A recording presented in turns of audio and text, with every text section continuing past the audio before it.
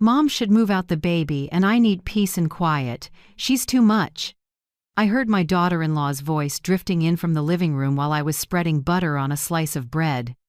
The knife froze mid-air. My son just nodded, gently soothing his wife. Moments later he came up to me and held out a stack of senior apartment brochures with my name written clearly on top. I glanced around what used to be my kitchen. New curtains, white dishes, the family photos gone. I smiled, set the coffee spoon down softly, and nodded. "I'll think about it, sweetie." But that same night, I opened the safe, pulled out the house documents with only my name on them, and started building a trap they'd walk into without even knowing. If you're still listening, tell me where you're watching from. Every comment you leave is another mark in this journey. And if this story has touched you, don't forget to hit like so it can reach even further. My name is Nora Whitfield, 68, widowed 8 years, living in a 2-story wood house on the shore of Lakewood in Michigan. My husband Edris and I spent nearly 40 years building this place with our own hands. Every brick, every plank, every frame on the wall carries a lifetime. And yet now, the house barely holds my breath anymore. Since Aubrey, my daughter-in-law, moved in, everything began to change in a quiet, chilly way. It started with soft words. "Mom, let me swap these curtains to make it brighter." I agreed, not suspecting a thing. Then my blue ceramic dishes I'd used for 30 years disappeared, replaced by glossy white ones to keep things consistent. The family photos, including my wedding picture and Edris's portrait, gradually vanished from the walls. Aubrey's reason always sounded so reasonable. "Just storing them for now so they won't get dusty, Mom." But all those for nows added up to a cold, empty space in the very home I built. My son, Caleb, 34, is kind and hates conflict. He's never liked seeing anyone argue. Maybe that's why, when his wife said she wanted quiet space for the baby, he only nodded. "Mom, Aubrey's pregnant, the doctor says stress isn't good for the baby. Maybe you could look for somewhere more comfortable near the retirement home by the lake, even." His voice was as light as suggesting a different dinner, but every word cut through me like a knife. I looked straight into his eyes, so much like his father's, and just smiled. "I understand, Caleb. I'm not one to explode. I spent my life as an ER nurse where shouting and blood are everyday things. I know that flaring up only makes you weaker. What matters is to observe, remember, and act at the right time." So that night, after they went to bed, I sat in Edris's office and opened the safe. Inside were the house deed in my name, the property insurance, the property tax records, and the will I updated after Edris died. I laid everything on the desk, squared them up. On each page, a red stamp read clearly, "Owner, Nora E. Whitfield." I smiled, a thin smile, not happy, just clear-eyed. The next morning, I brewed coffee like always. The smell of fresh roast filled the air, the scent that reminds me I'm still in control. I added a pinch of cinnamon, Edris's old habit, then sat at the kitchen table. Aubrey walked in, hand on her belly, voice gentle. "Good morning, Mom. I wanted to ask, did you look over those flyers last night?" I sipped my coffee, the bitterness coating my tongue. "Yes, I'll consider it." I kept the same smile. She didn't know I'd already installed an automatic recording app on my phone to save every conversation in the house. I started an incident log. Every nurse knows how important that is. Whenever something was moved or a casual comment was made, I wrote it down. Date, time, who said it, to whom, and what it was. Under each line, I put a star if it felt off. March 12, Aubrey changed the curtains. Reason: brighter for the baby. March 15, wedding photo vanished from the wall. Reason: to avoid dust. March 20, Caleb slept out. Reason: Aubrey needs quiet. Every night I looked at the log like I was gathering evidence for a case the patient didn't know they had. The house grew strange to me. Each morning Aubrey played soft music, called it pregnancy therapy. She floated through the living room in silk sleeves, hand always on her belly like a leading lady in a film about motherhood, while I, the actual mother of this home, was pushed into a silent, supporting role. I heard her tell a friend on the phone, "I love my mother-in-law, but she stresses the baby out. We need to get her somewhere else so she can rest." The voice was sugar-sweet, but underneath it was the smell of cold metal. I still went to the market, still cooked, still tended the garden, but everything I did became a thorn in her eye. One morning, I was on the phone with my sister in Chicago when Aubrey came down, annoyed. "When did you call, Mom?" "Around 10 o'clock. That's the middle of my morning sleep." "You know, the doctor says pregnant women need their morning rest. Your talking is a bit loud."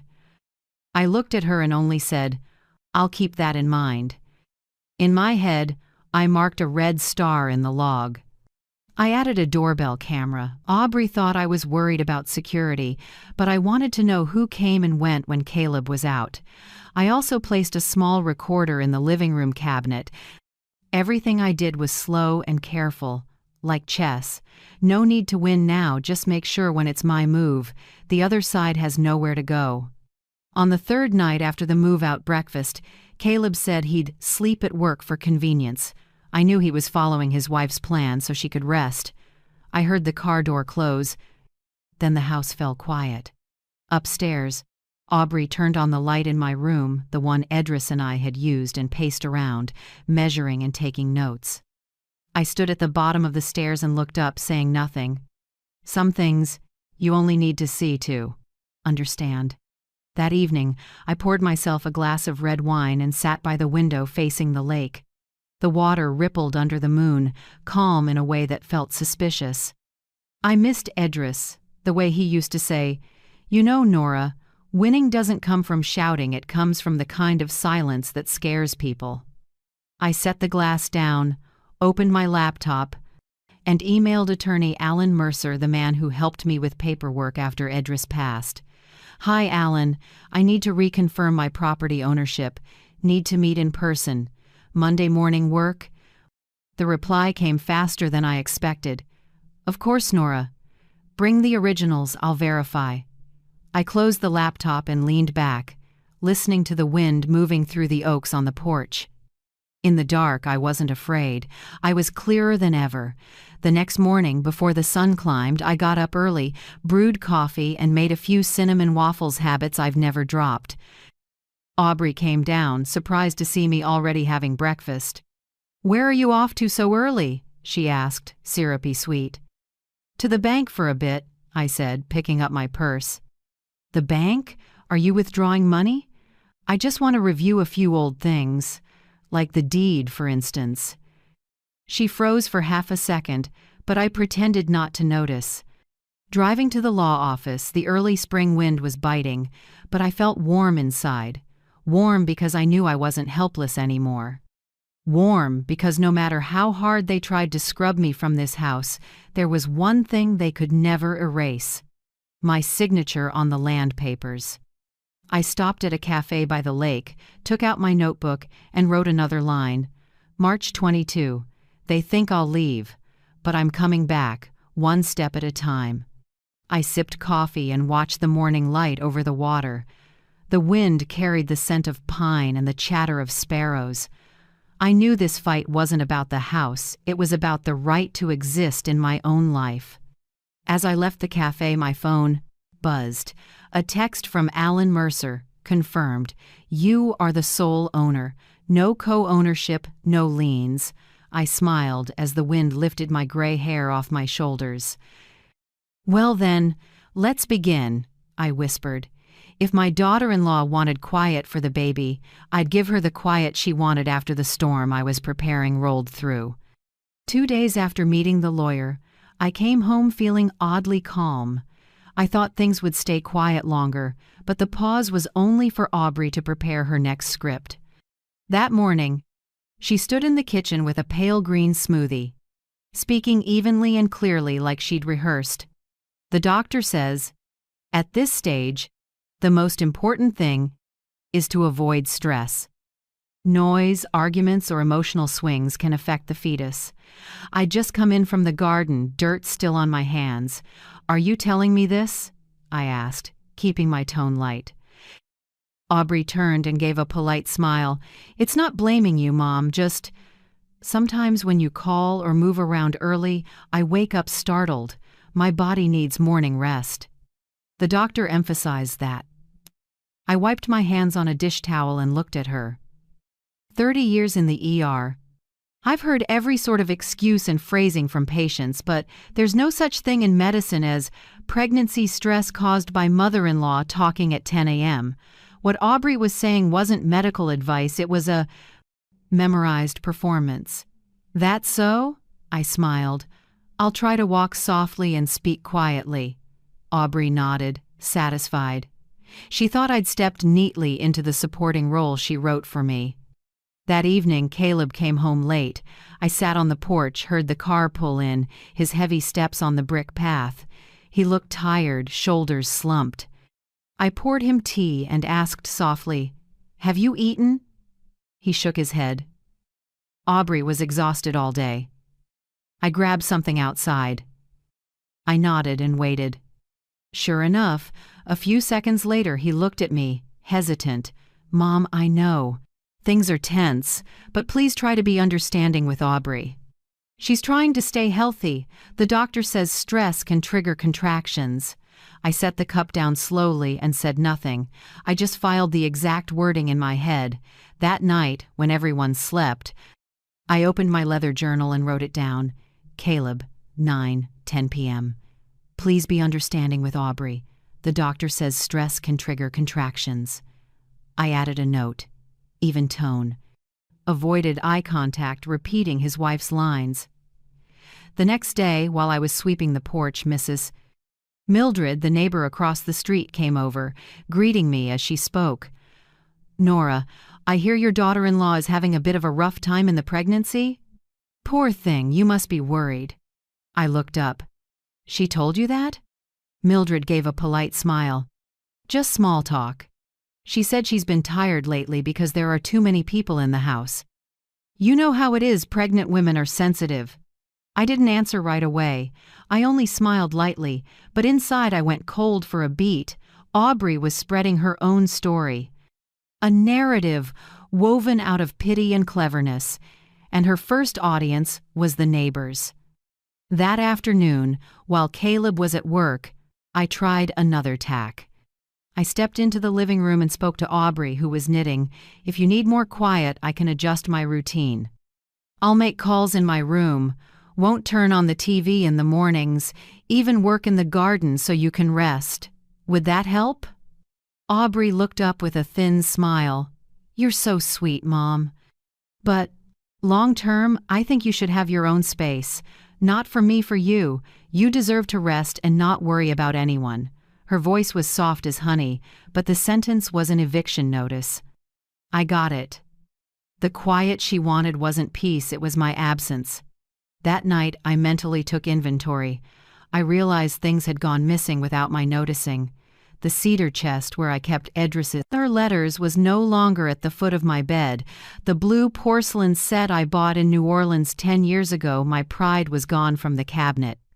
The anniversary quilt Edris gave me for our 30th temporarily stored in the basement, per Aubrey. I went down to the basement to check. It was cold, dark, and stuffy. Among cardboard boxes labeled in black marker, I saw one marked, "Mom's Kitchen." I opened it. There were my dishes, wrapped in old newspaper, dust settling over them like proof of deliberate forgetting. I closed the lid and exhaled slowly. I knew that if I reacted, she'd have more evidence that I'm easily agitated. So I chose silence. But my silence didn't mean surrender. From then on, I realized Aubrey had her own language of manipulation. Everything she said began with 3 words: "For the baby. For the baby, don't run the washer in the morning. For the baby, don't cook strong-smelling food. For the future, you should rest.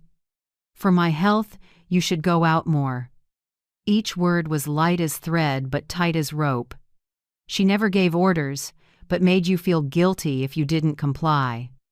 I could see myself being rewritten as the villain in her story, the selfish old mother who won't make room for the new generation. I didn't argue. I started acting.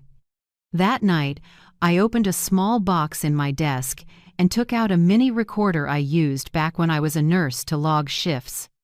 I dusted it off, put in fresh batteries, and set it under the bookshelf in the living room where Aubrey liked to make calls.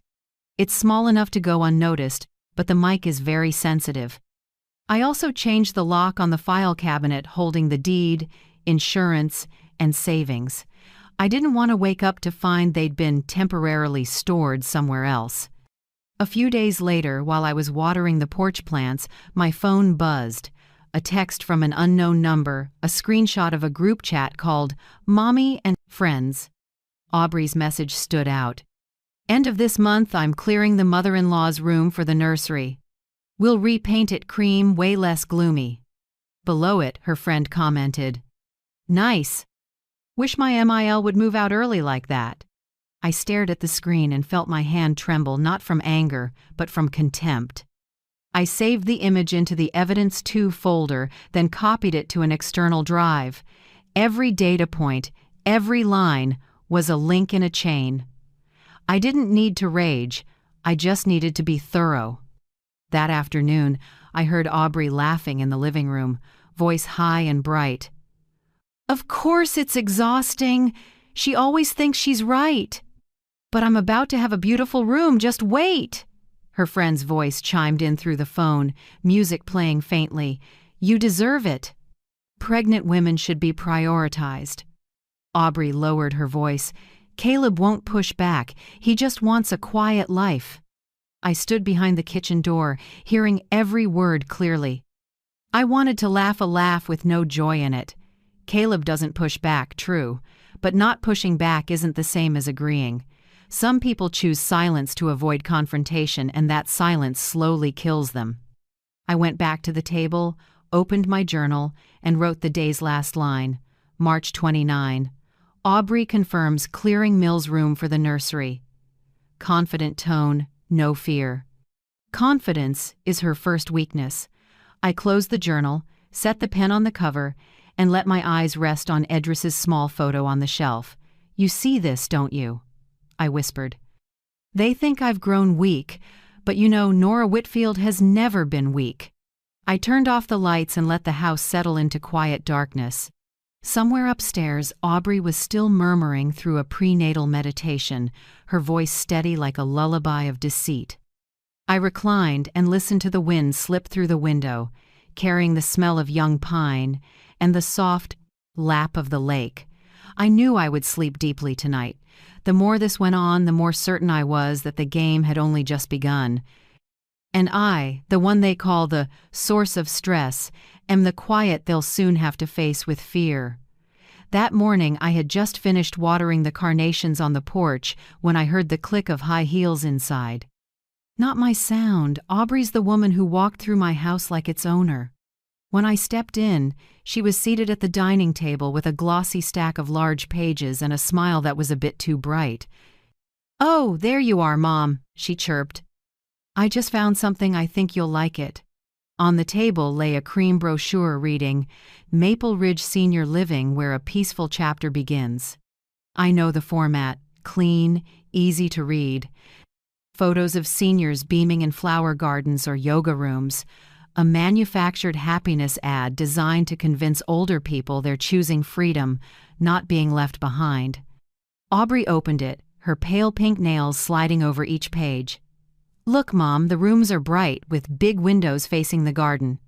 They have transportation, diet-planned meals, and a Friday dance club. You'll make lots of new friends." I looked closer.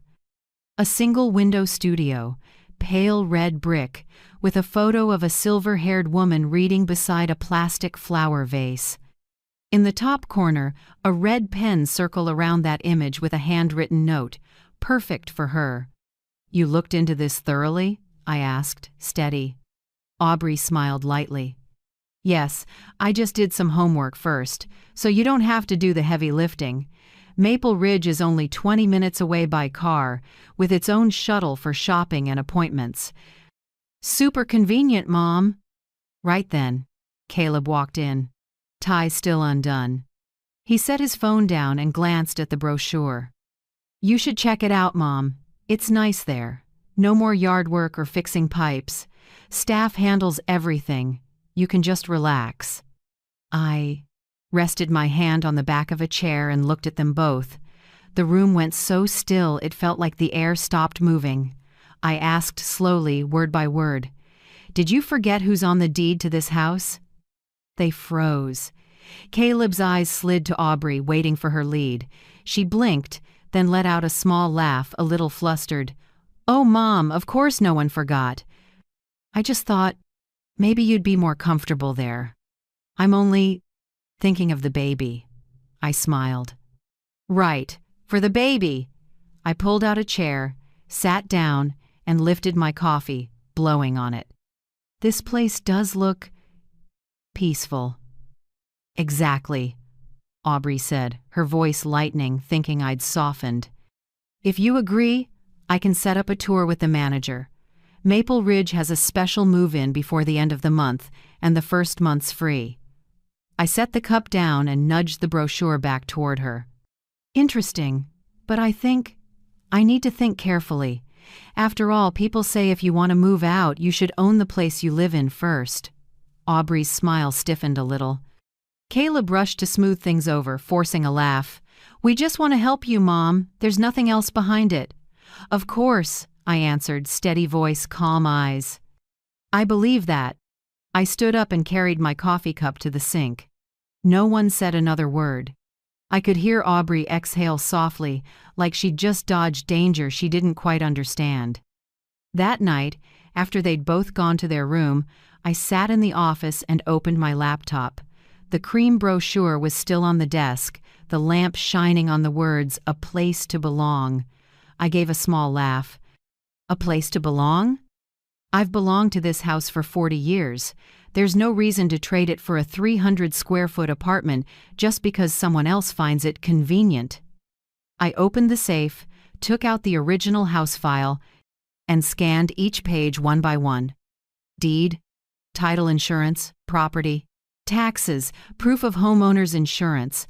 I double-checked every page, everything intact. No one has the right to touch it.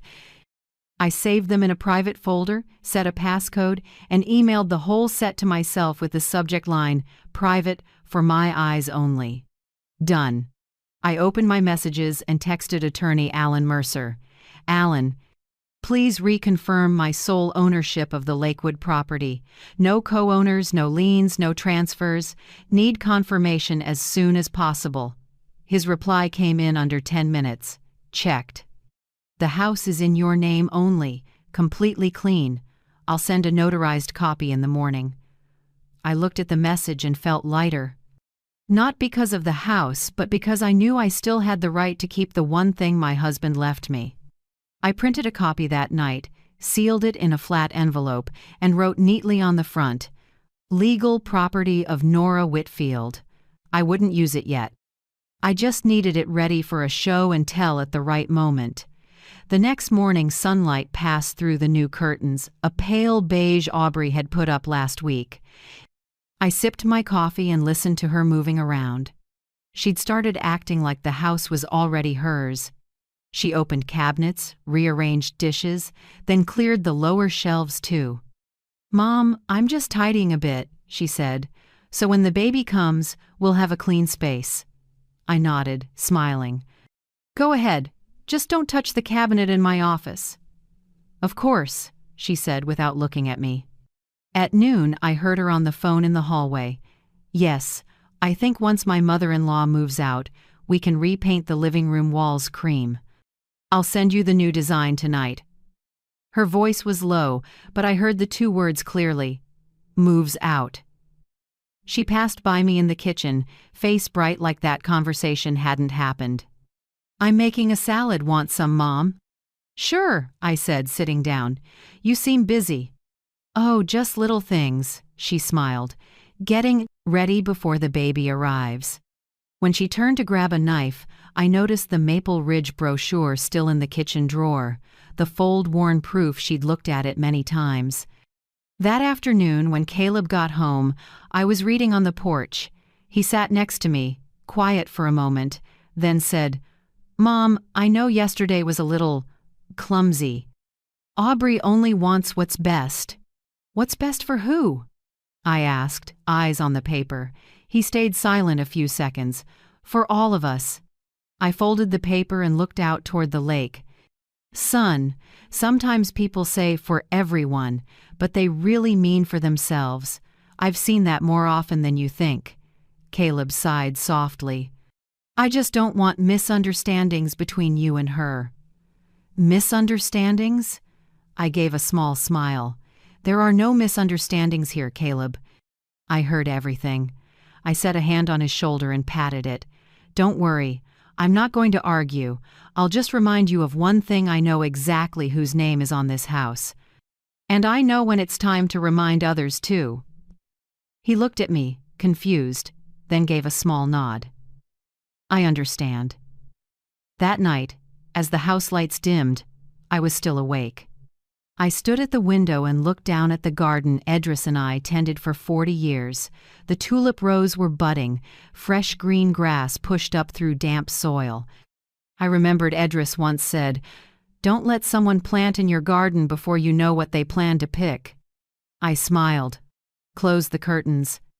Downstairs, the living room light still glowed. Aubrey was tidying, or rather, doing a full run-through.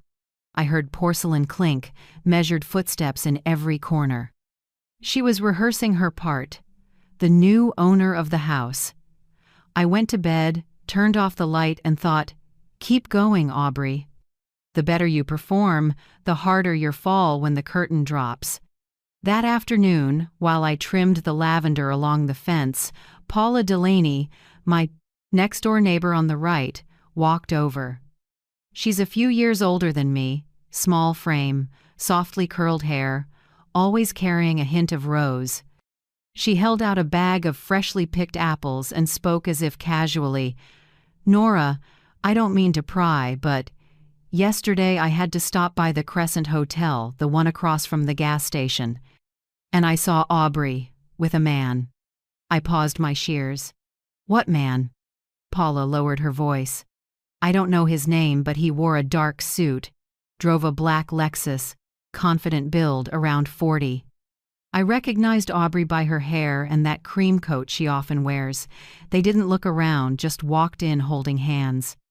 I called her name, but she acted like she didn't hear. I kept my composure, smiled, and accepted the apples. "Maybe you saw wrong," I said softly, but inside, the pieces started to shift. That night I wrote in my journal, "April 2nd, Paula Delaney says she saw Aubrey with an unknown man at the Crescent Hotel.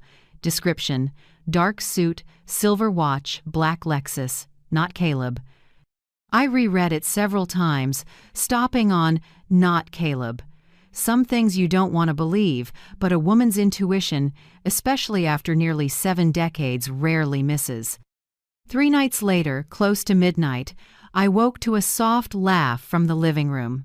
That laugh was light and flirtatious, but completely different from Aubrey's voice when she spoke in front of Caleb. It sounded truer, freer, more bare. I stepped down the stairs slowly, careful not to make a sound. In the warm spill from the living room, I saw 2 shadows on the wall: a tall, broad-shouldered man lounging in a chair, Aubrey leaning toward him, a glass of wine in her hand. The man's voice was low and confident. "Told you, it's only a matter of time.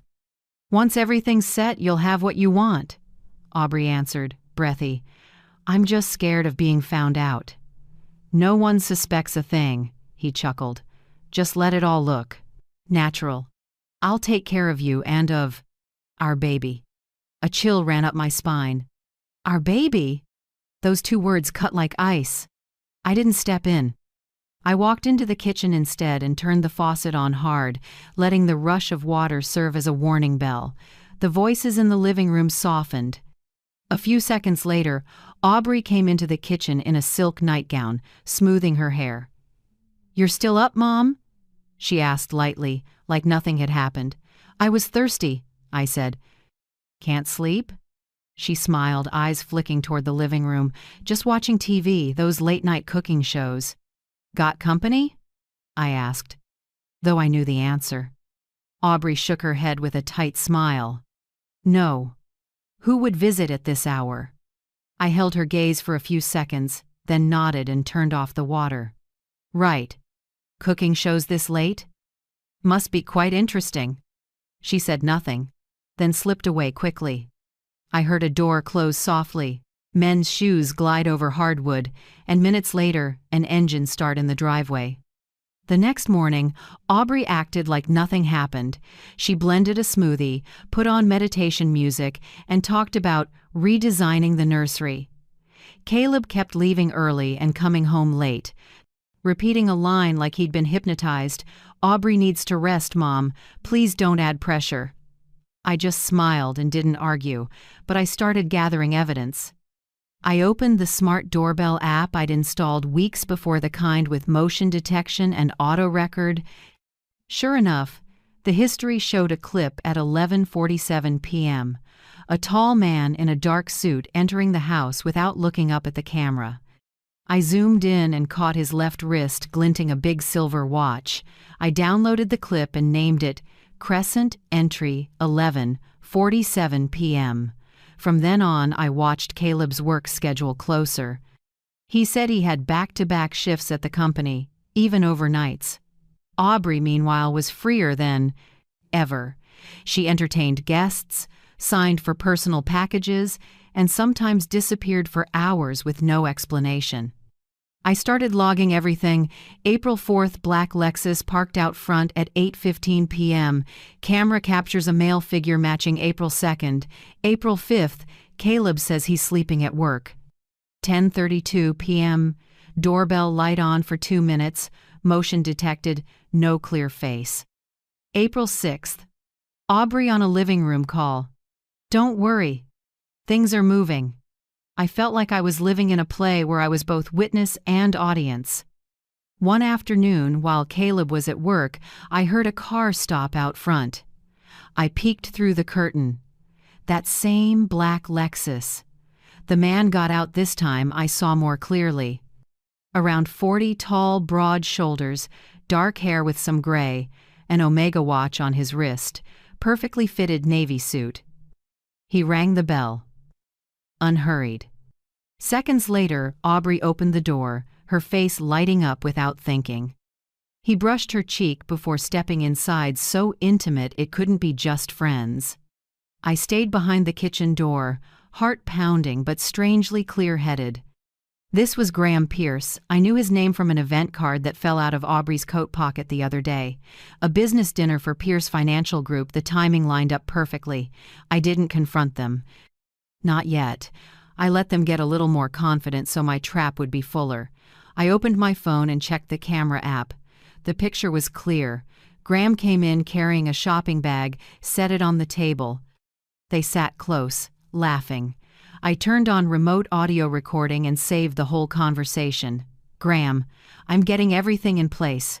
Once she moves out, the house will be in your name." "You know that." Aubrey. "I'm afraid his mother will find out." Graham. "She won't suspect a thing.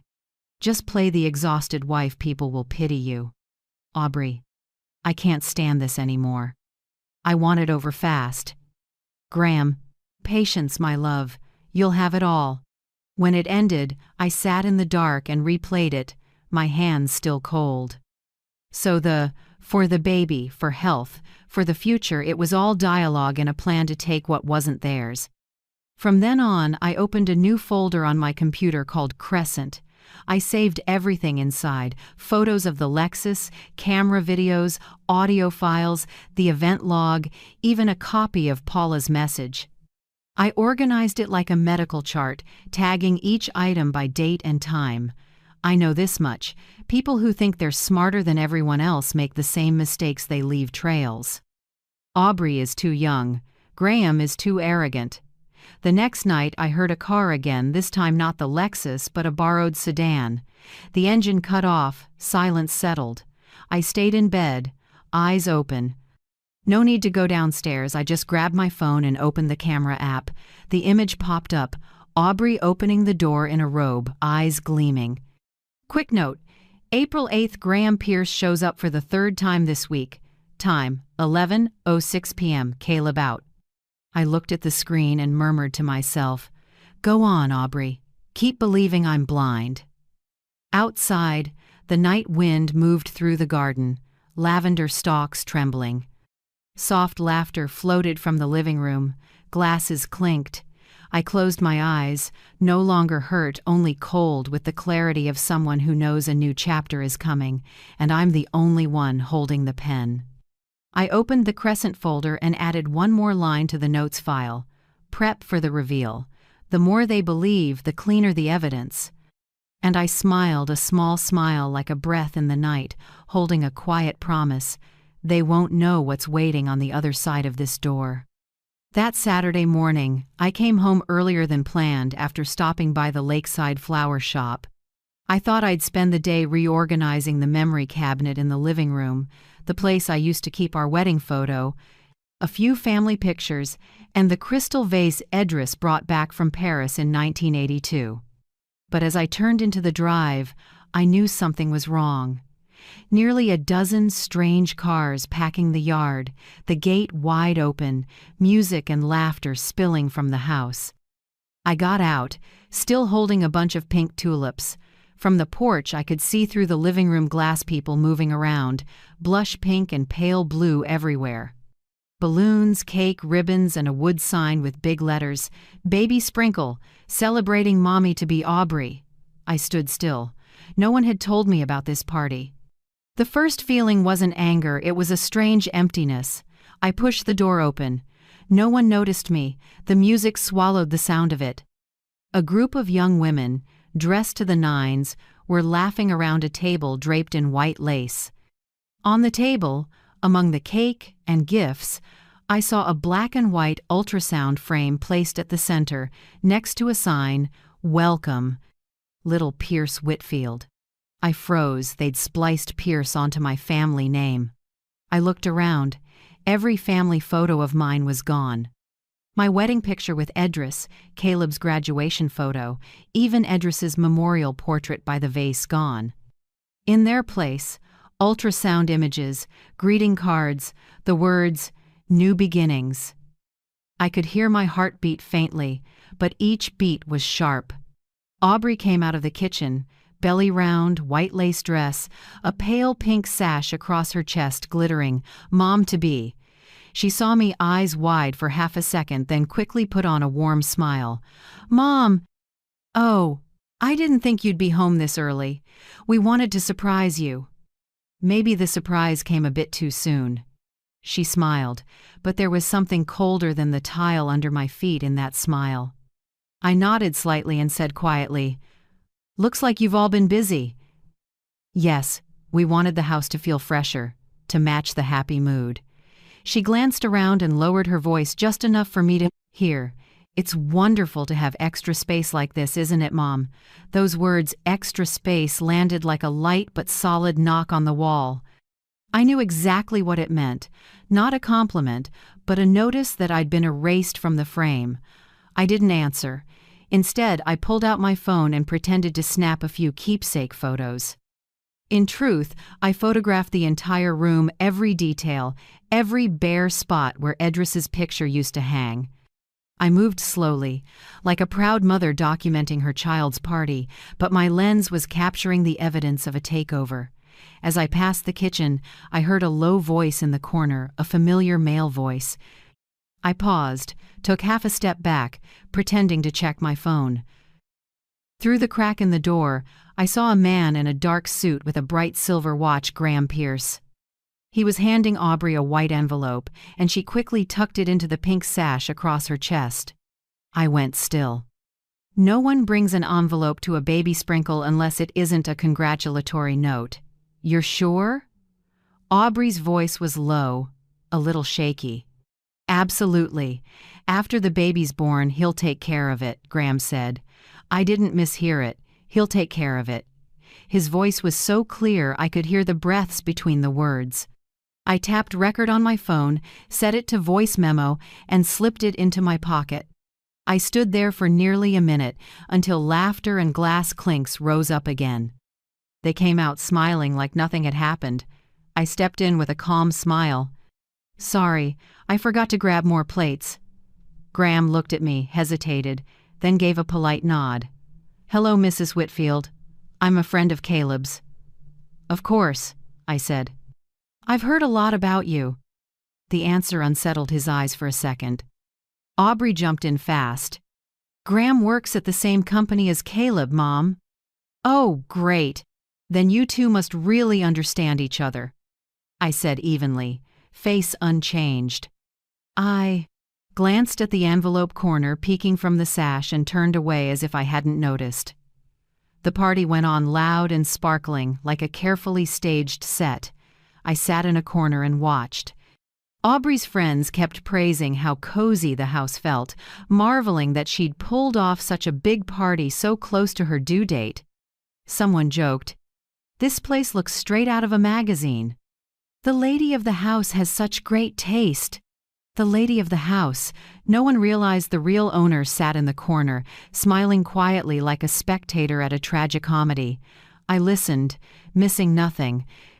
While they toasted and talked about the future, the small tells stood out. The ring Graham set on the table, the way Aubrey looked at him across the crowd, their hands brushing under the tablecloth. Those details spoke louder than anything they said. I pulled out my phone to check the voice memo was still recording. Laughter, chatter, and then a crisp exchange. "Graham, he believes you now, right?" "Aubrey, completely. He doesn't suspect a thing." "Graham, good. Now we just wait for the baby to be born. And I'll handle the rest." I stopped the recording and saved the file under the name Sprinkle Proof. Then I opened the camera and did another slow pan. This time deliberately catching Graham's face in the frame and his hand resting lightly on Aubrey's back. The afternoon drifted by like fog. As guests started to leave, I stayed, smiling and shaking hands with each person. Everyone thought I was the easygoing, chill, understanding mother-in-law. One of Aubrey's young friends even said, "I wish my mother-in-law were like you, so everything could be this peaceful." I just smiled and said quietly, "You're mistaken, this isn't peace yet." When the last door closed, the house fell silent. Balloons sagged, crumbs of cake stuck to the tile. Aubrey and Graham had stepped outside with a few friends to see guests off. I used those minutes to back up the photos and audio to an external drive and emailed everything to my private account. Folder name, Crescent Sprinkle Proofs.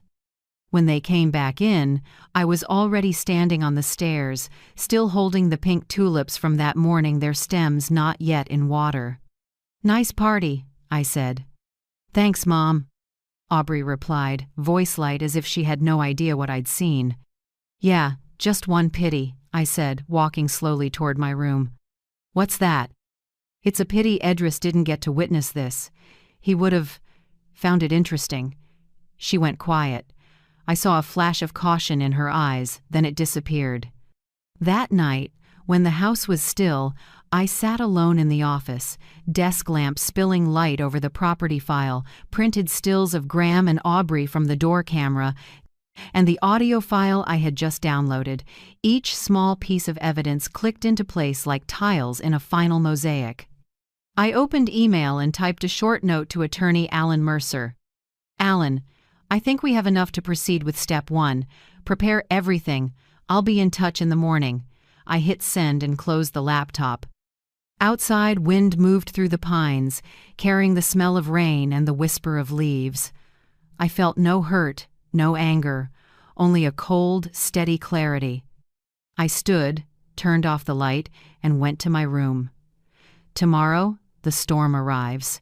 But tonight, I'll sleep well because this time I'm the one holding the knife by the handle. The next morning, first light filtered through thin curtains and washed over the long dining table where everything was about to happen. I'd prepped the night before a thick, crisp file, plastic-sleeved and tucked neatly into a pale yellow rigid envelope. On the front, in bold print, I'd written, "Property deed, 112 Lakewood Drive." I made coffee, so calm it surprised me. The house was quiet. The click of the coffee maker echoed in the dim. I felt no tremor, no anger, only the certainty that it was time to put everything back where it belonged. Around 10 a.m., Caleb's car sounded at the gate. The door opened. He walked in with Aubrey and two of her friends, Kara and Melissa, the same faces I'd glimpsed at the baby sprinkle. They laughed loudly, carrying gift bags and pastel-wrapped packages. I was already seated at the table, coffee on my right, the envelope squarely in the middle. "Oh, you're up early, Mom," Aubrey chirped, a little too confident. "I invited my two friends over. We're planning the official baby shower. Hope you don't mind?"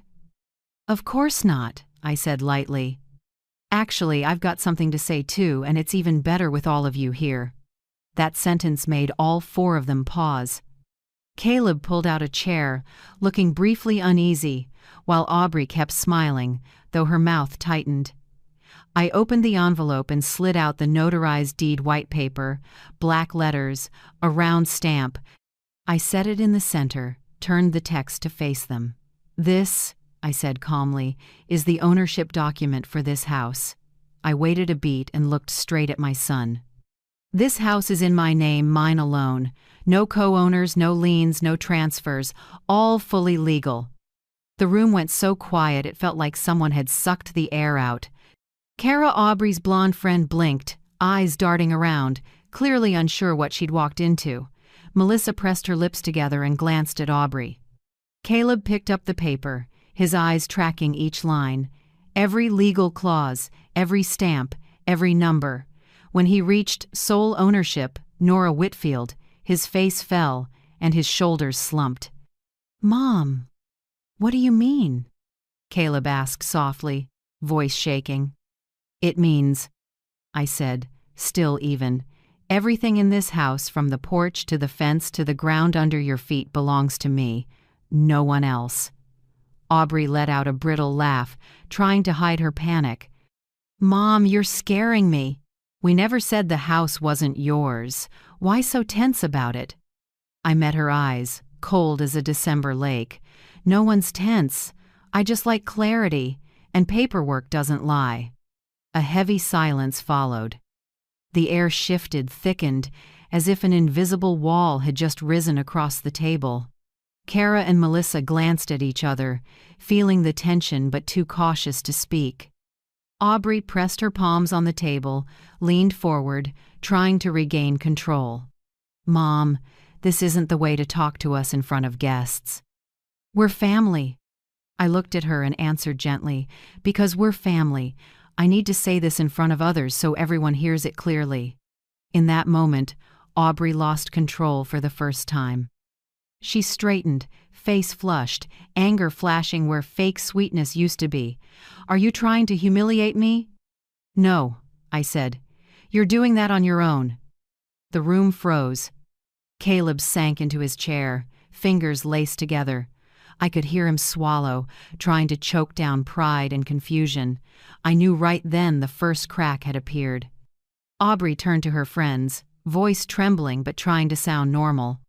"Sorry, must be the pregnancy hormones making me extra sensitive." Kara popped up fast. "It's okay, maybe we should grab supplies before lunch." The two gathered their things and left faster than the wind.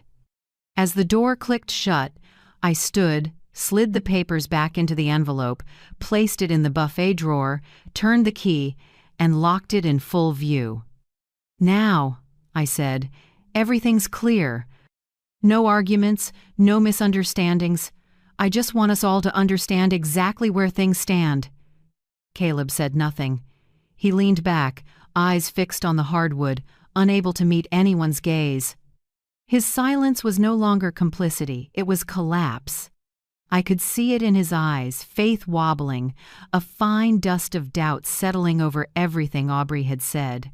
Aubrey saw it too. She rushed to him and set a hand on his shoulder. "Don't listen to her, babe. We never meant to take anything from her." Caleb didn't answer. He closed his eyes. "I need some air." Then he stood and walked out without looking back. The door shut, leaving Aubrey and me in a room as still as stone. She pressed her lips together, eyes dark. "You really think you've won?" I smiled, voice low and unhurried. "No, I've only just begun." That afternoon my phone buzzed non-stop. Messages from Aubrey poured in. "Mom, we need to talk. You're misunderstanding me. I don't know why you're doing this, but you're hurting Caleb. Don't destroy my family." I didn't reply. Not out of anger, but because it wasn't necessary. Each text came and went like weak gusts against a locked window. I opened my laptop and went to my private inbox. In drafts, I typed, "Alan, please draft a 30-day notice to vacate. Reasons: unlawful occupancy, unauthorized alterations, and emotional damages. I'll sign when the final version is ready." I hit send. The screen glowed, reflecting off the table where the deed had lain. Outside, Lakewood was still. Wind skimmed the pines, a faint rustle like the first crack spidering through the house's fake shell. I said to myself softly, "Just a hairline crack, but from there, everything will split." Then I closed the laptop, lifted my cooled coffee, looked up at the white wall where my wedding photo used to hang, and smiled slowly. "It's all right. Pictures can be taken down, but this house is still mine."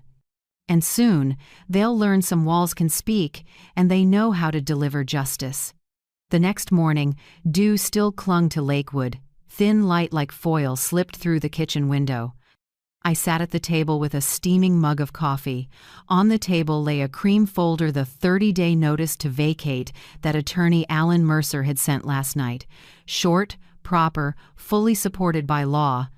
Under the bold headline were the reasons: unlawful occupation, unauthorized interior changes, emotional and material damage.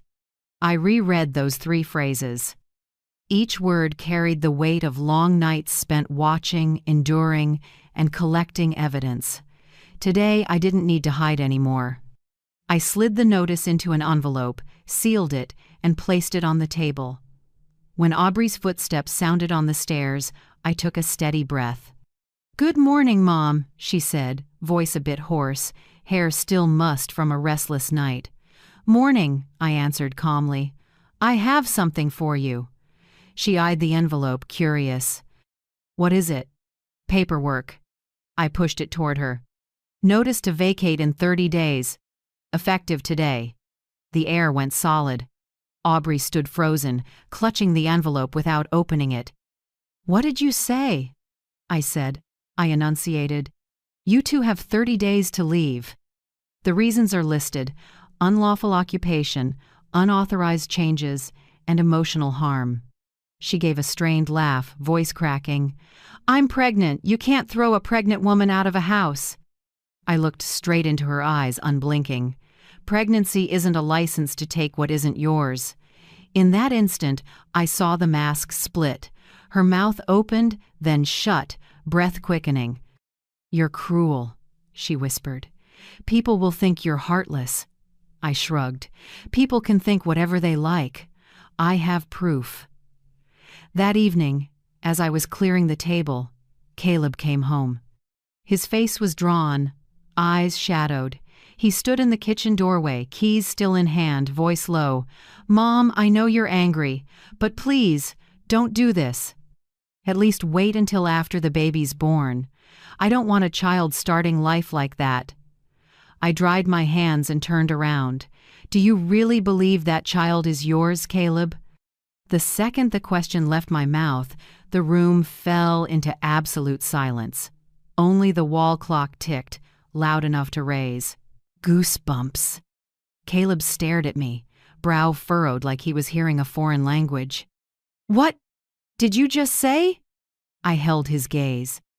I asked if you're sure that baby is yours. He didn't answer right away. His fists tightened, then loosened. In his eyes I saw a chaos, suspicion, shame, and a swelling kind of hurt. He said quietly. Of course it's mine. Why would you say that? Of course, I repeated softly. Or do you just want to believe that? Caleb bowed his head and stayed silent for a long time. I didn't add another word. I poured him a cup of coffee, slid it toward him, and stepped away. Some questions don't need answers because silence already is one. That night, alone in the office, I logged everything in my journal. April 17th, 9 p.m.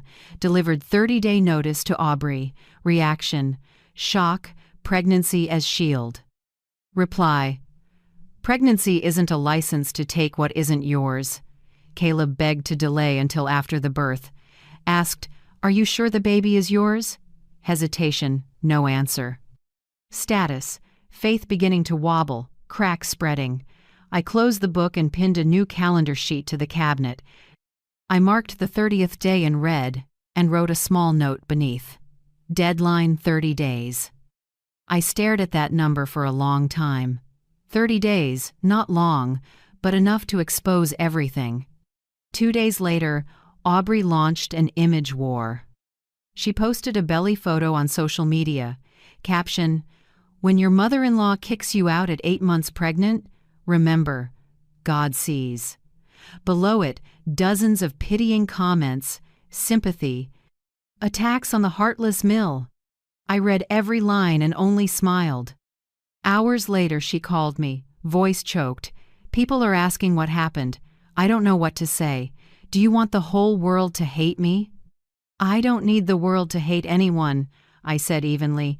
I just need the truth. What truth? How far will you go to humiliate me? I opened my Biznown laptop and tapped a few keys, tone calm. If you want to talk truth, I can send you copies of the photos, audio, and camera logs. She went quiet. I could hear her breath quicken on the line. Are you threatening me? No, I said. I'm reminding you the file is complete. She hung up. 3 minutes later, I got texts. You won't destroy me.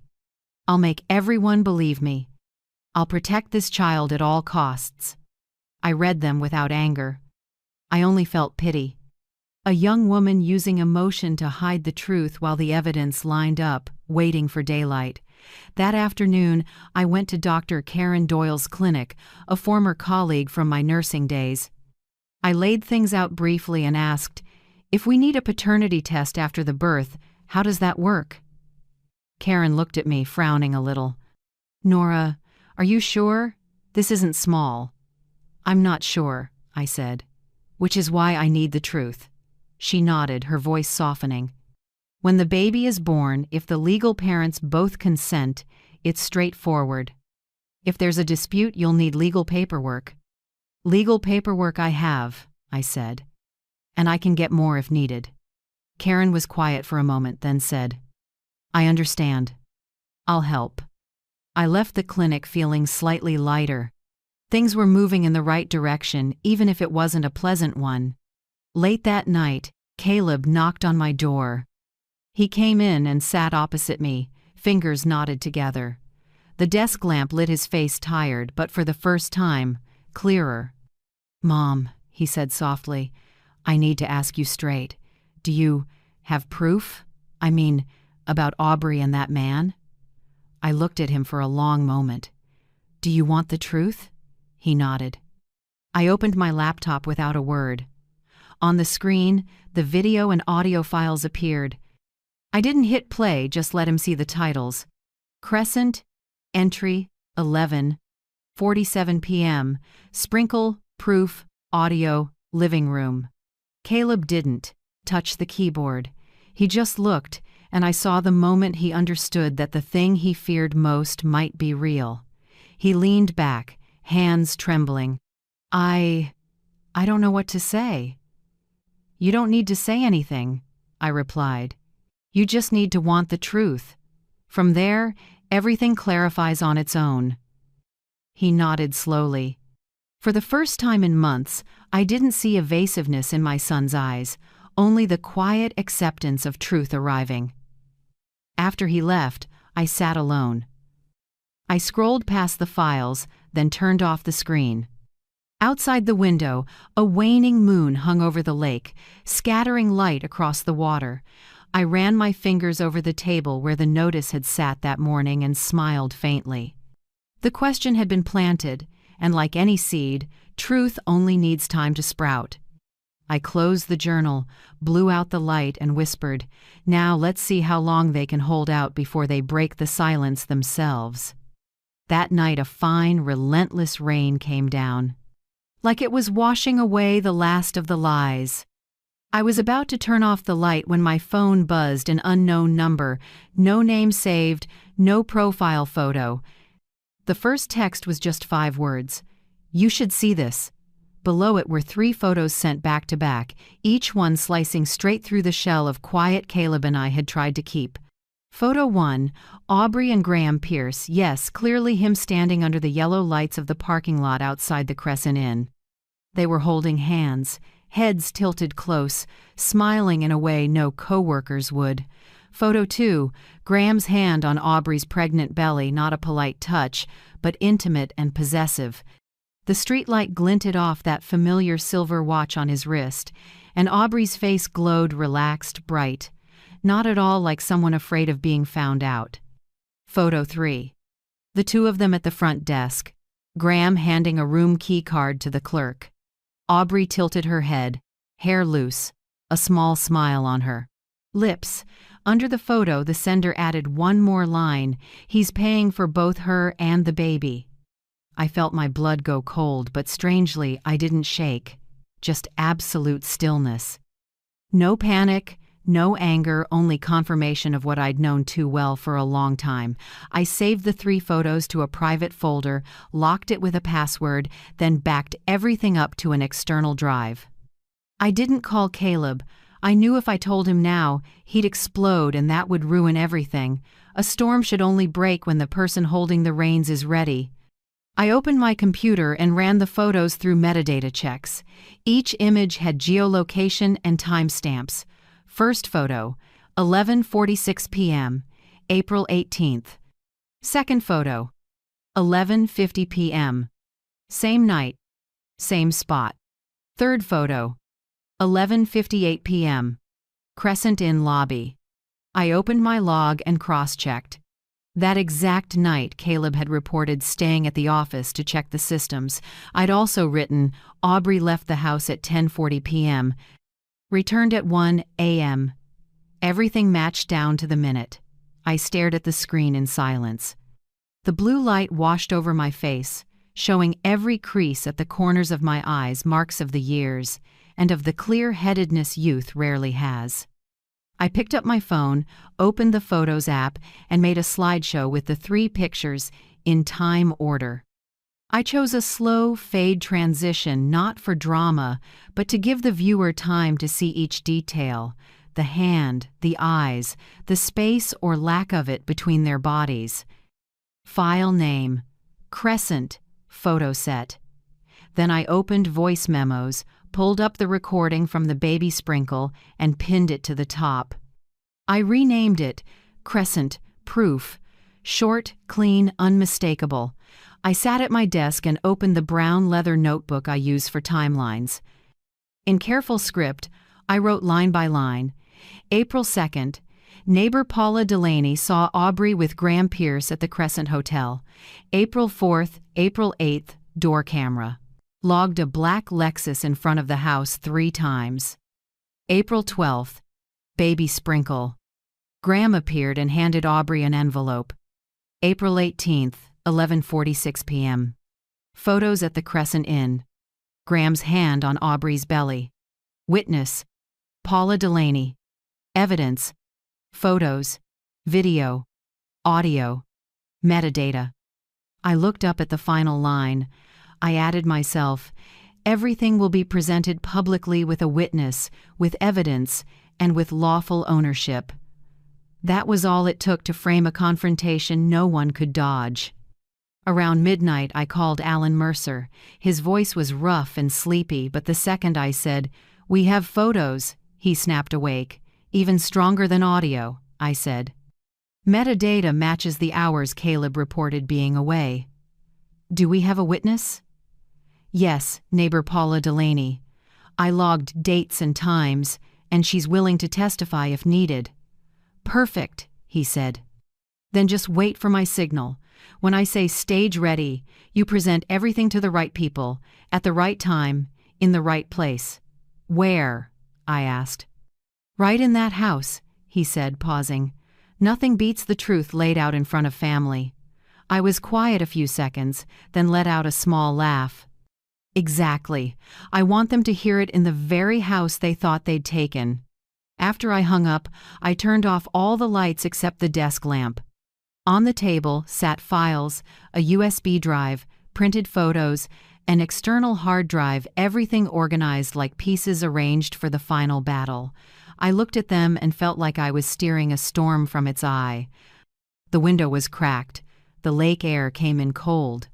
I pulled my cardigan tighter, leaned back, and felt a soft tiredness ripple through me, but in my head, everything was crystal clear.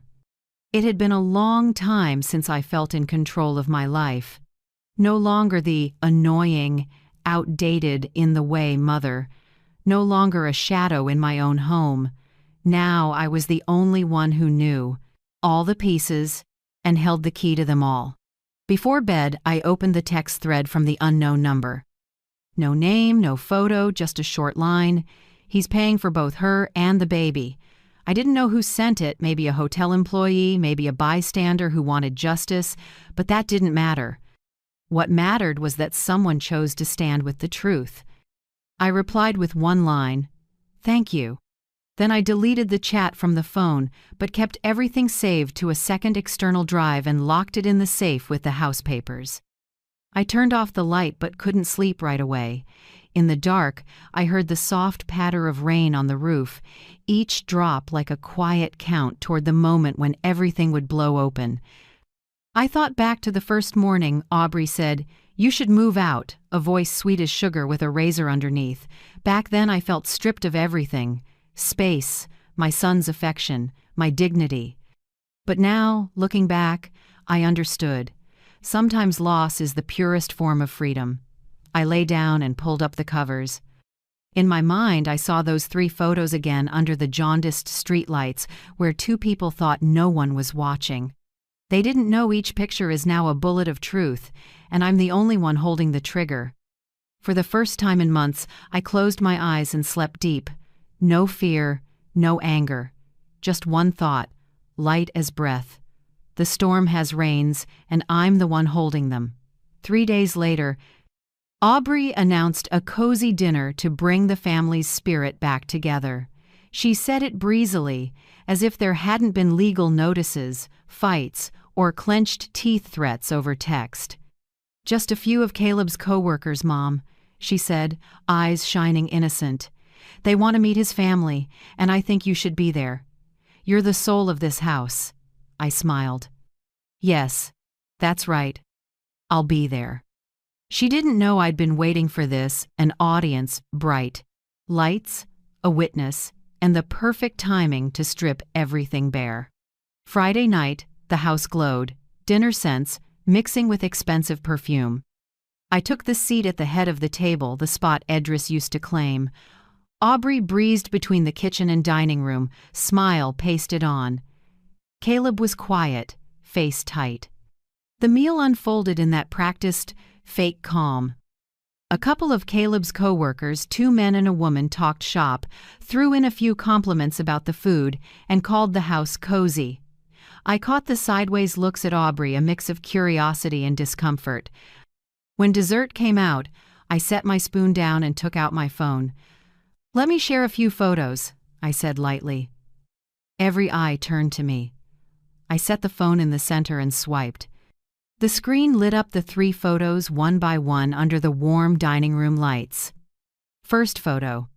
Aubrey and Graham holding hands under the hotel's streetlight. Second, Graham's hand on her belly, too intimate to deny. Third, the two at the front desk, Graham handing over a key card, smiling. Nobody spoke. The soft clink of flatware on china stopped cold. I didn't look at Aubrey, I looked at Caleb. He froze. His jaw clenched. His eyes locked on the screen. Under the light, his face went pale, like someone had yanked the air from his lungs. "Aubrey," he said quietly, voice snagging. "What is this?" Aubrey blinked fast, mouth opening and closing. It's a misunderstanding," she stammered. "Graham is a coworker. He was just comforting me because I've been under stress." I leaned in and swiped to the next file. From the phone speaker came a clean audio clip, slick as a blade through fabric. "Graham, once the baby's born, he'll handle everything." "Aubrey, I'm afraid your mother will find out." "Graham, she won't suspect a thing. Just keep playing the exhausted wife." I didn't feel anger, only a cold line down my spine. Have you ever heard a sentence that made your heart stop because you knew everything changed in that instant? If you have, share it in the comments. Maybe we'll understand each other better through those cracks. My voice sounded far away, like I was an outsider to my own play. The air in the room thickened. One coworker lowered his head and slid his wineglass aside. The woman pressed her lips together and shook her head. I didn't need to say another word. Aubrey's polite mask was breaking on its own. "Aubrey," Caleb said, firmer now. "Who is he? And the baby?" She shot up, her chair clattering backward. "Who are you listening to? A jealous mother trying to wreck her son's family?" "I'm listening to you," Caleb cut in. "And to what you said to Graham Pierce." Graham's name hit like a knife. I saw Aubrey's lips tremble. She looked around for an ally, but everyone stared at the table. No one defended her. No one spoke. I stood, picked up my phone and slipped it into my pocket. "Dessert was good," I said quietly. "Thank you for inviting me. It helped me see my future daughter-in-law more clearly."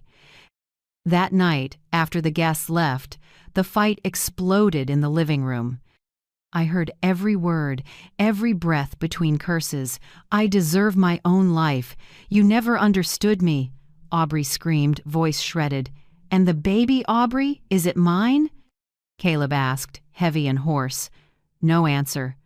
Just the scrape of a suitcase over wood, the rasp of a zipper, the slam of a door.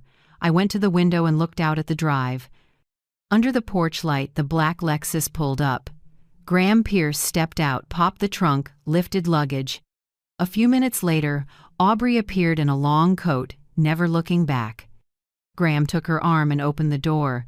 They got in, and the Lexus slid into the dark, its taillights dragging a red streak across the wet road. I stood still, not happy, not triumphant. Just the quiet after a storm you knew was coming.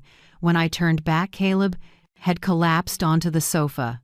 His head was in his hands, eyes red. He looked hollow, like someone had ripped out his heart. I went to the kitchen, made a mug of peppermint tea, and set it in front of him without a word. He looked up, eyes wet. "How long have you known?" "Since you started avoiding my eyes," I said. "And you waited until now to say anything?" "I didn't say anything," I answered. I let the truth speak. He nodded and dropped his gaze. I sat beside him, without touching his shoulder, without comforting words. Sometimes pain needs to breathe, not be smothered. The clock ticked. Wind nudged the window. In a house that had echoed with arguments, there was finally real quiet. Caleb spoke at last, voice ragged. "I've been blind for too long. You tried to tell me, and I wouldn't listen." I shook my head slightly. "No, Caleb. I never tried to tell you. I waited for you to see." He let out a thin, bitter laugh. "Well, I see now. And what will you do with it?" "I don't know," he whispered. "But for the first time, I know you weren't wrong." I nodded. Nothing more needed saying. I poured more tea and nudged the cup toward him. Steam rose, wrapping the warm lamplight in a thin haze between us. We sat there a long time, both quiet.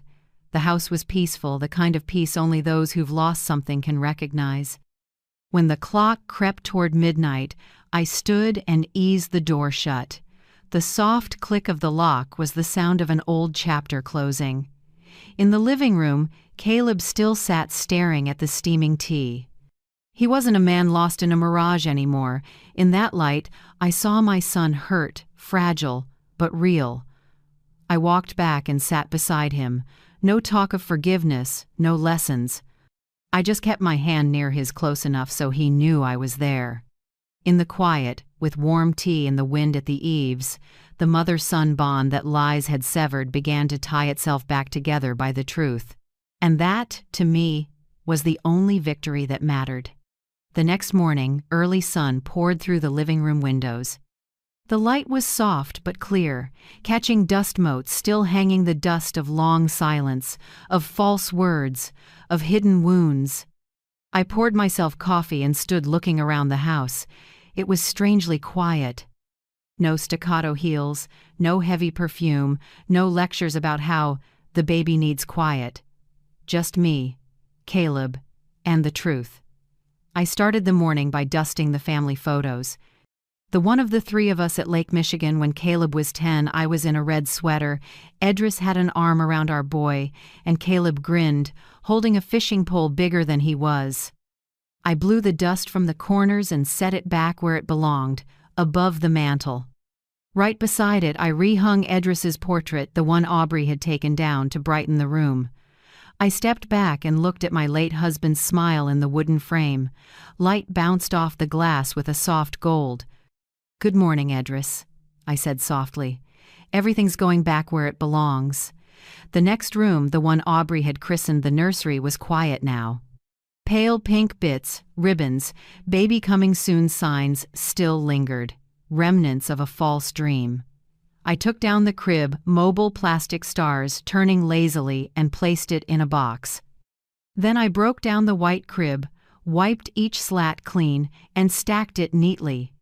In its place, I painted the walls a warm sand, the color Edris once chose for the living room. The faint scent of new paint mixed with dry wood and the morning breeze through the window. I set up a small guest bed, tucked in crisp white sheets, and put a little vase of lavender on the nightstand. The room wasn't a symbol of possession anymore. It was a quiet corner for anyone who came here in good faith. By noon, I boxed up Aubrey's decor: gold-plated frames, glass vases, throw pillows embroidered with "Home Sweet Home," all wrapped, taped, and sealed. I labeled each box by hand. Property of Aubrey Whitfield. Hold for 30 days. No anger, no spite. Just doing exactly what the lawyer advised, reestablishing boundaries. Caleb came in as I sealed the last box. He didn't say anything at first, just watched, then stepped beside me and helped press the tape tight. After that, he grabbed the toolkit and started tightening door hinges, changing bulbs, and fixing the loose stair rail that had been wobbling for months. I watched without stepping in. The son I thought I'd lost to sweet, poisonous words was coming back, not with promises or tears, but with small, steady actions. When Caleb climbed the ladder to change the bulb, the new light spilled over the dining table. I caught a fleeting smile in his eyes, tired but calm. "Mom," he said, barely above a breath, "the house looks so much brighter." I answered, "Because the darkness is gone, son." That afternoon, we sat in the living room and went over the papers Mercer had sent. I said, "No need to contact Aubrey anymore. Let the lawyers handle it. We'll wait out the 30 days. Caleb nodded. "I don't want to talk to her. At least now I know who's actually on my side." We didn't need more words. Between us was a quiet agreement, something I hadn't felt with my son in years. I cleaned the kitchen at the end of the day. When I opened the cabinet, I found the blue porcelain set, the one Aubrey had temporarily stored in the basement. I washed each piece, dried them, and put them back in their place in straight rows. When my hands touched the cool porcelain, I realized this house was never lost, only covered by the dust of lies. I turned on the oven and baked waffles. The cinnamon drifted through the kitchen, sweet and full of memory. It had been years since that smell filled the house. Back then, whenever I baked, Edris would open the window to let the breeze in and say, "A house is truly alive when it smells like something made with love." I did the same, threw open the window facing the lake. The morning air rushed in, carrying clean mist and the ripple of small waves. Sunlight bounced off the water, throwing bright specks across the wall. It felt like a simple house blessing, no priest, no ritual, just wind, light, and a heart that had stopped being afraid. Caleb stood in the doorway, a bit of paint still on his hands. He said quietly, "Mom, the house looks like it used to." I wiped my hands on my apron and smiled. "No, son. The house looks the way it's supposed to." He nodded and sat down, eyes resting on the candle I'd just lit on the dining table. I knew we were both thinking of Edris, the man who laid each brick of this house. The one who used to say, "Every storm just washes the porch clean." Late that night, I sat by the window and wrote a handwritten letter to Paula Delaney. "Dear Paula, I want to thank you not just for what you told me that day, but for your straightforwardness. You have no idea how much it helped me. In life, some people pass by for only a moment, but leave a streak of light like a lamp in the night. I hope one day you'll come over for tea and hear the end of this story when everything is finally quiet. With sincere gratitude, Nora Whitfield." I folded the letter, put on a stamp, and set it neatly on the table by the window. When night fell, I sat again in the living room. A small lamp cast warm light that reflected off the family frames. Outside, the lake was glass still. Inside, I felt no more turmoil, just a deep peace, the kind that comes after a big storm, when you know what remains is worth keeping. I said softly, not sure if it was to Edris or to myself, "The house has been returned to its rightful person, and so has my heart." One quiet morning, with golden sun coming through the window, I stood in the living room with a cup of tea, looking around the home that had just gotten its soul back. Everything was clean, warm, and tidy, but inside me there was still a quiet, empty space. The long sofa still had room to spare. The guest bed in the freshly painted room still smelled of new wood. I asked myself, what am I keeping that room empty for? Edris is gone, Caleb is mending day by day, and I, a 68-year-old woman who fought through deceit, now found my house too quiet. That afternoon, while clearing the table, I saw a small notice in the local paper. Lakewood Women's Center calls for temporary housing for domestic violence survivors. The center is over capacity and needs community shelter. I sat still for a moment. Then I picked up the phone and dialed. "Lakewood Women's Center. How can I help?" A middle-aged woman's voice, gentle but tired. "This is Nora Whitfield," I said. "I don't know how much this helps, but I have a spare room. I'd like to offer it for free the first month, if someone needs a safe place." Silence for a few seconds, then a soft exhale. "Mrs. Nora, you just saved someone you haven't met yet." 3 days later, Janelle arrived. She was 42, black hair tousled, dark circles under her eyes, clutching a small plastic bag like someone might tear it away. She didn't say much, just a slight nod when I opened the door. I didn't ask questions. I simply showed her around: kitchen, bathroom, washer, then the spare room with fresh sheets and a lavender vase. "Here's the key," I said. "If you need anything, knock. If not, keep the kind of quiet you want." She nodded, clutching the bag to her chest. That first night, I heard water in the sink, a spoon touching a mug. Around midnight, the kettle whistled softly in the kitchen. I stepped out and found Janelle standing there, eyes startled like a child caught doing something wrong. "Sorry," she whispered. "I just wanted some tea." I smiled and pulled out a chair. "It's okay. Here, you don't have to apologize for existing." She looked at me a long time, then nodded with tears in her eyes. That night the house found its voice again, small but real. 3 weeks passed. One morning, I woke to find Janelle's room empty. The closet, neat, bed made, and a folded note on the table. Mrs. Nora, I've left not because I'm scared, but because I finally can. Thank you for the room, for the quiet, and for not asking questions. You gave me back air. Janelle. I held the note and read it over and over. You gave me back air, made my heart tremble. Sometimes what people need isn't shelter, it's a corner where no one judges. I sat on the bed and took a long breath. The room wasn't empty anymore, it had just been filled with meaning. 2 weeks later, the center called back. Mrs. Nora, there's a young woman and her 2-year-old. No one will take them because the child's so young. Are you sure?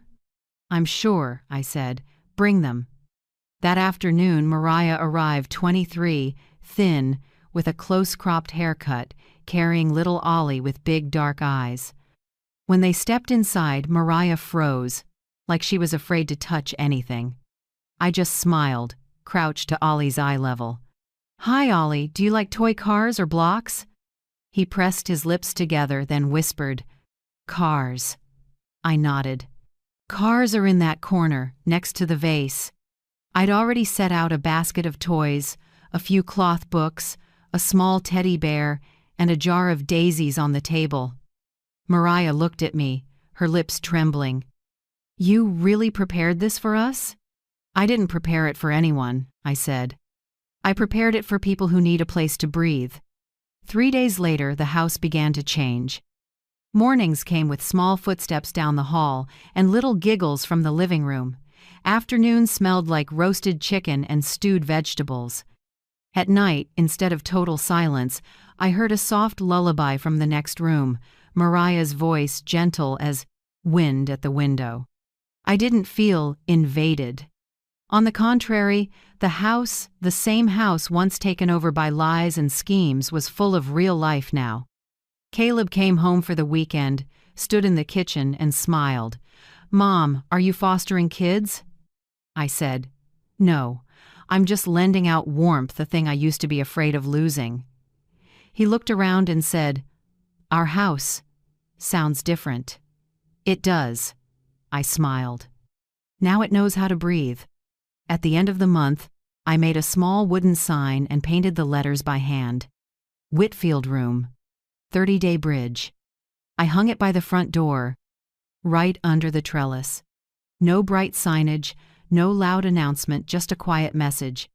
If you need a temporary shelter, there's a room here, and someone who won't ask too many questions. That afternoon, I sat on the porch steps and watched the sunlight stretch across the lake. Lavender drifted on the breeze.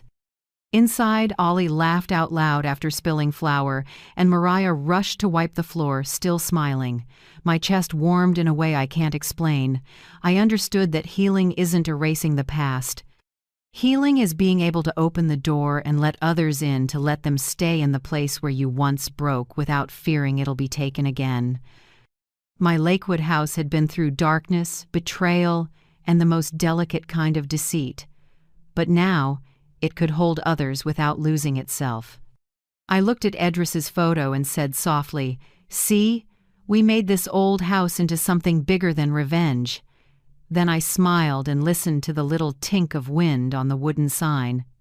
To me, that sound was a confirmation. I'm not a victim anymore. I'm the one who opens the door. On the morning of the 30th day, I woke before the sun. Dawn spread honey-colored light across the lake. On the table lay an email from Attorney Mercer, short and final. Mrs. Whitfield, the 30-day period has ended. No claims, no response from Aubrey or her representative. The file is officially closed. I read each word slowly to be sure I hadn't misread. A long chapter full of smoke, tears, and tug-of-war had truly ended. No door knock, no courtroom, no last showdown. Aubrey's silence was the clearest confirmation. She knew she'd lost and had nowhere to return to. I breathed deep, sipped my coffee, and felt my heart steady for the first time in months. At noon, Caleb came home. He stood at the door with an envelope, his eyes relieved but tinged with shame. Mercer sent a copy to me too, he said. It's really over, Mom. I nodded. The legal part is over, but what about your part? Caleb looked up. In his eyes there was no defensiveness, no suspicion, only genuine remorse. He walked closer and set the envelope on the table. I'm sorry, Mom, for letting someone make me doubt you, for staying quiet when you needed me most. I placed a hand on his shoulder. You don't need to apologize for being fooled. Everyone misses the light sometimes until the darkness passes. He nodded slightly and took a breath. I've started seeing a therapist, Mom, not just to forget, but to learn not to repeat things. I want you to trust me again. No promises needed, I smiled. Just live decently. That's enough. 2 days later, the local paper buzzed with news. Graham Pierce, the man in the dark suit with steel-cold eyes, was under investigation for financial fraud and investment scams. Accounts frozen, company charged. The article didn't mention Aubrey, only a vague note. A young woman previously seen with Pierce in Lakewood is currently unaccounted for. I folded the paper. Not happy, not bitter. Just the sense of a circle closing. Maybe somewhere Aubrey chose to fall into the hole she dug herself. That afternoon I went down to the storage room. The boxes labeled Property of Aubrey Whitfield sat in the corner, dusty. I took a marker, crossed out her name, and added, Unclaimed items. I locked the storage door, slid in a new lock, and listened to the clean click, the crisp sound of a sealed past. The next month, my Lakewood house ran a rotation for temporary guests. I set clear rules. Each person could stay up to 30 days, respect the shared spaces, and, if possible, contribute one weekend dinner for everyone to share. I called it the Dinner Fund. One Friday night, there were 5 of us around the table, me, Caleb, Janelle back for a visit, Mariah and little Ollie, and a new young woman named Trina just out of the center. The room smelled like roast chicken and garlic bread, and soft laughter rolled around the dining room. When Caleb raised his glass, I caught his gaze, the look of a man who'd been lost and was finding his way back to a real family. He said, Mom, you turned this house into something I didn't expect, not just a home, but a place that saves people. I said, Not saving people, son. I'm just opening the door so they can save themselves. That night, I sat alone in the living room. On the wall, the family photo hung straight, and the lamplight on Edris's face made it seem like he was smiling. Below it was a new lock, small, but more meaningful than any deed. I took back this house, but not with hatred. I took it back with light, patience, and faith that truth finds its way home. I opened my journal and wrote the final line of this journey. I wasn't driven out of my house. I drove the darkness out of mine. I closed the book and listened to the soft whisper of pages settling like agreement. That night, I sat on the porch looking at the lake. The breeze was cool, the water rippled, moonlight shimmered across the surface. Off in the distance, my house, the one that had been taken, lied about, and strangled, now glowed a steady, gentle gold, not blinding but warm and enduring. Caleb stepped out and draped a sweater over my shoulders. Mom, I think people need to hear this story, he said. I smiled. Those who need it will hear it, son. And those who aren't ready one day, when they're brave enough to open a door, they'll understand. When the wind moved through the willows, I closed my eyes and listened to the quiet sounds around me. No more strange footsteps, no more manipulative voices, no more fear of being pushed out of my own life, only the light of a real home where people are allowed to breathe and to begin again. I lifted my head to the Lakewood sky, where the stars blinked patiently, reminding me that darkness never wins forever. I smiled a calm smile, light as the lake breeze. Thank you for walking with me to the last page of this story. If you've been through something like this, if your home ever had corners you were afraid to enter because someone made you feel that way, tell me in the comments. I read every line and am grateful for every share, because each true story is a small lamp in the night. Where are you from, Lakewood, Houston, Toronto, or across the ocean? Let me know so this little channel home can feel a bit closer to you. And if this story touched your heart, please like, subscribe, and turn on the bell so every time I open the door to tell more, you'll always have a seat in the front row. Thank you for helping keep the light in this house from ever going out. I had just finished a 24-hour shift, my hands still smelling of disinfectant and the sweat of people I'd helped keep alive. When I got home, all I wanted was to open the fridge for a little milk, but my daughter-in-law leaned in to block me, her eyes colder than an ER at 3 a.m. "Don't open the wrong one. This fridge is mine." She slapped a bright red label right onto my milk carton. "Crystal, do not touch." Behind her, Tyler, the son I raised on cup noodles during night shifts, murmured, "Mom, from now on, please buy your own stuff." I froze. The two people I loved most now spoke to me like I was a stranger. My daughter-in-law turned away, her voice light as ice water on my heart. "Next month, you should find a place that fits your age. We need quiet." The house I bought with countless overnight shifts suddenly felt foreign. I didn't cry, didn't argue. I just felt something drop and shatter inside my chest. I went to my room, locked the door, and opened the safe deed to the house. Savings book, provisional will, all intact. I smiled faintly. They think I'm weak? Fine.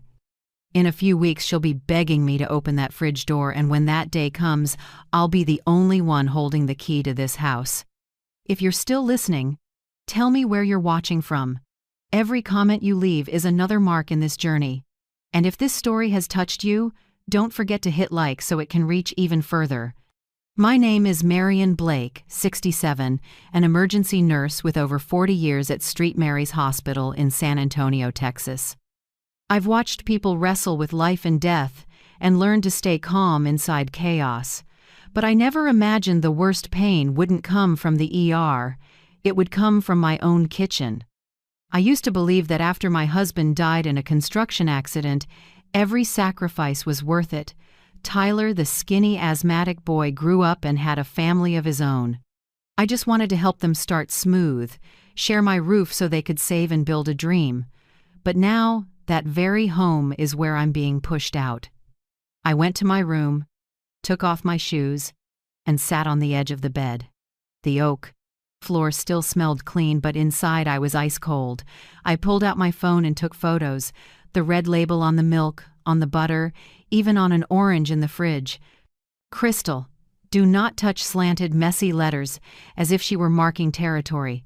I saved everything, not for revenge, but because my gut told me I'd need proof. From the kitchen I heard Crystal, "Marion, next time remember to buy your own. People pay for what they use." "No, Mom, no. Mrs. Blake, just Marion, bare and empty, like I was a renter." I answered quietly, "All right." My reply was soft as a breath, but inside, something was shifting, slow, steady, and burning. That night, I sat on my bed remembering 20 years ago, holding feverish Tyler in my arms through a brutal asthma attack, running through rain to borrow money for medicine, living on instant noodles for 3 months to make payments on this little house, the house that now holds both the couple and my humiliation. I used to think my son's happiness was enough. But is a mother's love meant to be trampled like this? Around 8 o'clock, Crystal called from the living room. "Mom, I'm making steak tonight. Oh, and I'm thinking of selling your SUV, okay? The cash can help us go to Miami next month." I stepped out and saw her in the warm light, stirring the pan like she'd said something ordinary. I didn't say a word. I just smiled, went back to the office, locked the door, opened the safe, and checked every paper. The deed was in my name, savings, retirement accounts, provisional will, everything intact. I closed the safe, the metal click like a silent promise. From now on, no one touches what I built. At dinner, Crystal set the table and called Tyler down. I sat quietly, listening to them talk about trips and lavish plans, as if money fell from the sky. Tyler glanced at me and said softly, "Mom, Crystal and I are trying to create some privacy. Maybe you should consider renting." Somewhere quieter and more comfortable for your age. Privacy? I repeated, my voice sounding like someone else's. He avoided my eyes and looked to Crystal. She gave a triumphant smile, speared the steak, and chewed slowly, like she'd just wrapped a perfect surgery. After dinner, I washed dishes in silence. Hot water ran over my cracked hands, and I thought about how many times these hands had held the dying and told them, "You're going to be okay." Tonight, I needed those words more than anyone. Night fell.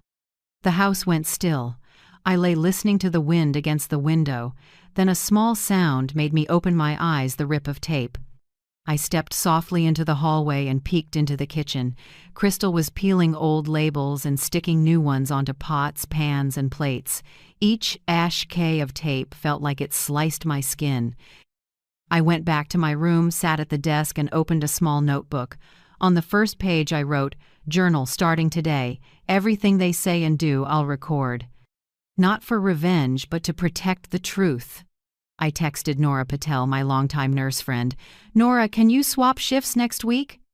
I need 2 days free for family matters." Nora replied almost at once. "Of course, Marian, are you okay?" I stared at the message, pressed my lips together. Not yet, but soon. Before sleep, I opened the closet and took out one of Tyler's old shirts, the tiny superhero tee I'd saved from when he was 8. I pressed it to my chest. Tears welled but didn't fall. "Son, I've protected you all your life," I whispered. "Maybe it's time I protect myself." The nightlight cast a soft gold on the wall. Outside, the wind hissed through the oaks. I checked the clock. The hour hand had just touched midnight. In that moment, I could see the road I'd take. Silence tonight, reasoned counterattack tomorrow. I spoke to myself like a vow. Silence tonight is the lever for tomorrow. Then I turned off the spancer. Light and lay down, my hands still smelling of disinfectant, my heart heavy. But in the middle of that pain, a small flame flickered, weak but stubborn. If I've survived hundreds of life or death shifts, I'll survive this house.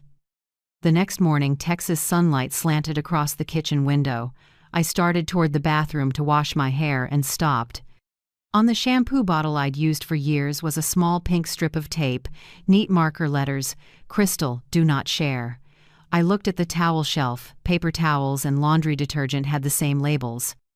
Even the hand soap pump was wrapped with a note stamped "Owned." Crystal stood in the kitchen, hair in a bun, coffee in hand, smiling thinly. "I just want to avoid confusion, you know. Everyone pays for what they use seems fair." I looked around my house, the sink, the cabinets, the bathroom shelf. Everything felt tagged like a claimed territory. The only thing missing was her name stuck onto the air I was breathing. I didn't respond. I poured a glass of water, drank it down, and went straight out to the yard. Morning light wasn't enough to chase the chill inside me. Tyler sat at the table, sipping coffee from the machine I bought last year. The one Crystal once said was, "For guests only." Now it had a red label stuck to its side. Crystal, owned. I looked at my son, hoping he'd see something wrong.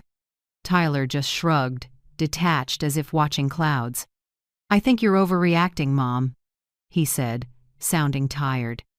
"They're just labels. Not a big deal."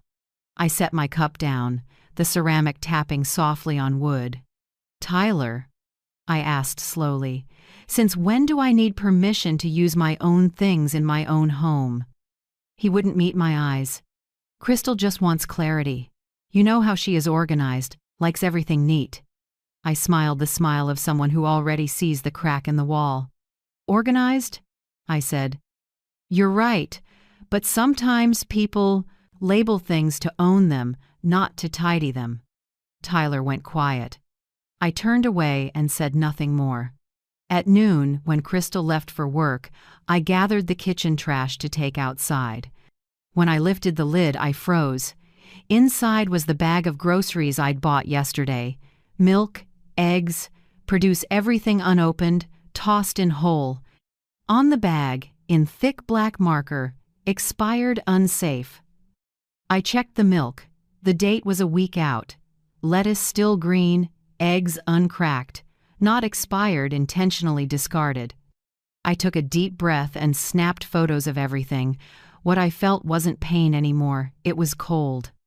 Cold like an early morning OR when they prep to cut, except this time, the thing being cut out of a life was me. That afternoon, I took a small USB drive thin as a coin and buried it in the flour jar on the kitchen shelf. It held all my photos, recordings, and receipts, every piece of proof of the labels they'd stuck on my life. I didn't know exactly how I'd use it, but I knew this. If the truth ever got twisted, that USB would speak for me. Toward evening, as I started dinner, Crystal clicked in from the door, her heels crisp on the wood. "Marion," she said loudly, "we need to be clear. Whoever pays decides. You get that, right? I work all day. I can't cover everything." I turned and looked straight at her. "So tell me who's been paying the electric, water, and internet for the last 3 months." She frowned but kept the sugary tone. "You're forgetting we all live together." I only smiled. Not because it was funny, because I'd heard the confidence of someone who doesn't know where she's standing. After she went upstairs, I opened a drawer and pulled out the stack of bills. Power, water, internet, every one, in the name of Marion Blake. I started counting. Nearly $420 a month, 3 months straight, all from my account. I wrote the totals in my notebook and drew a red line under, "Who's the real payer?" That night, taking trash out, I ran into Mrs. Gutierrez, my next-door neighbor of over 10 years. She was watering her roses, looked up at me with a careful sympathy. "Marion," she said softly, "I don't want to meddle, but I heard Crystal telling someone she's moving you into senior living because it's cleaner and easier to manage." I stood still, my hand tightening on the trash bag. "She actually said that?" She nodded, a little hesitant. "I thought you should know. Young people forget we still have the right to decide." I thanked her, tried to smile, but my chest felt as hollow as the trash bag I'd just dropped. That night I sat by the window, streetlight leaking through the thin curtains. Tyler and Crystal were asleep, but her perfume lingered in the house, cold and cloying, like something fake. I scrolled back to an old message from Nora Patel. "Marion, you should meet my friend attorney Avery Chen. She handles homeowner rights and unlawful occupancy." I typed quickly, "Avery, this is Marion Blake, a friend of Nora Patel's. I need to meet about a matter involving property and homeownership rights." After I hit send, I stared at the screen for a long moment, not because I hesitated, but because I knew the real game was starting now. Near midnight, I turned on the living room light. The house was so quiet I could hear the clock tick. I knelt, pulled back the small rug under the coffee table, and lifted the floorboard section I'd built years ago for important papers. Beneath was a hidden compartment, wrapped tight in plastic. I took every original house deed, insurance, bank books, and put them inside. I left only copies and harmless papers in the safe. I closed the hatch and slid the rug back. The wood's dry click was firm and final. Sitting up, I looked around the room, every corner, every bulb, every item still mine, even if someone else was trying to stick their name on every spoon. I exhaled slowly and whispered to myself, "You want to seize? I'll show you how soft takeover turns into a hard counter." Outside, the night wind rattled the oaks, leaves tapping the window like a warning. But I wasn't afraid anymore. I've lived through 4 decades of ambulance sirens, watched life slip through my fingers, and still stood up. A woman like me, who has handed breath back to so many, won't be shoved out of her own home by a few labels. I turned off the light and walked back to my room, strangely calm. Tomorrow, I'll meet Avery Chen. Tonight, I'll write 1 sentence in my notebook to remember. When someone slaps "do not touch" on my things, they've just touched the last limit of my patience. I closed the notebook, set down the pen, and smiled. Outside, it was still dark, but I knew morning would come, and this time, the light would lean my way. The next morning, the house was pin-drop quiet. Crystal left early. Tyler was still asleep. I took the chance to tidy the living room, a habit I kept, even though no one thanked me for it anymore. Sunlight slipped through the curtains onto the coffee table where Tyler had left his laptop and a mess of papers I was only going to dust, but when I pulled the drawer, a small catch sound stopped me. Something was jammed. I tilted my head and pulled harder. The drawer slid halfway out, revealing a bundle of papers stuffed in fast. On top was a stack of receipts from hotels, restaurants, and fashion boutiques in Austin and Dallas. The amounts: $620, $980, even $2,300 at a jewelry store. All under the name Tyler Blake, signed by him. My heart pounded. Tyler's pay couldn't cover this. I sat down and carefully sorted each sheet. In the pile, I found a handwritten loan note on yellowing paper with both our signatures. Tyler Blake borrows $35,000 from Marion Blake to open and firefight auto garage. Repayment term: 24 months, starting June 2022. The corner still showed the ballpoint dent from the day I signed, my hand trembling with emotion. I remembered it clearly: Tyler's birthday, his hug, "I'll make you proud, Mom." I'd cashed out part of my retirement early to help him. 2 years later, the garage never opened, and the money never returned. I clenched the paper, then smoothed it flat on the table. Right beneath it, a glossy flyer for a luxury downtown condo with a red circle around: "Deposit once Mom's house is sold." I stared at that line, the room's air thinning. Next to it, a printed text thread. Crystal must have printed it to strategize with Tyler. "Crystal, don't push too hard. Let her feel cramped and then transfer. The more she fights, the more alert she gets." Tyler: "I know, but she seems suspicious. Crystal, leave it to me. An old nurse won't hold a house when no one needs her." I put a hand to my chest to steady my breath. Every word felt like a cold blade. I read them again, hoping I was wrong, but no, my son had planned with his wife how to edge his own mother out of her house. I leaned back and stared at the ceiling. Noon light bleached everything out. In my head, one small voice: "Don't lose your composure, Marion. Don't let them see you break." I took my phone, photographed every page, every line. Then I put everything back exactly as it was, careful as if I'd never touched it. Before closing the drawer, I saw an unsealed white envelope in the corner. I eased it open: 2 comped dinner for 2 cards to a high-end restaurant. No need to guess who the 2 were. I stood, slid the drawer shut. My hands were cold, but strangely not shaking. The sharp pain in my chest was still there, but it didn't drag me down. It pushed me to stand upright. I walked straight onto the porch and drew a long breath. The oaks out front swayed, leaves whispering, sun dappling. The steps. I remembered the day Tyler moved in with Crystal.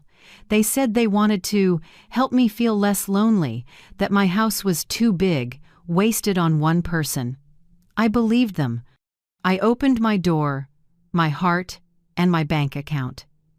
And now, the very people I welcomed in want to shut the door on me. Around midday, I called attorney Avery Chen, the one Nora had mentioned.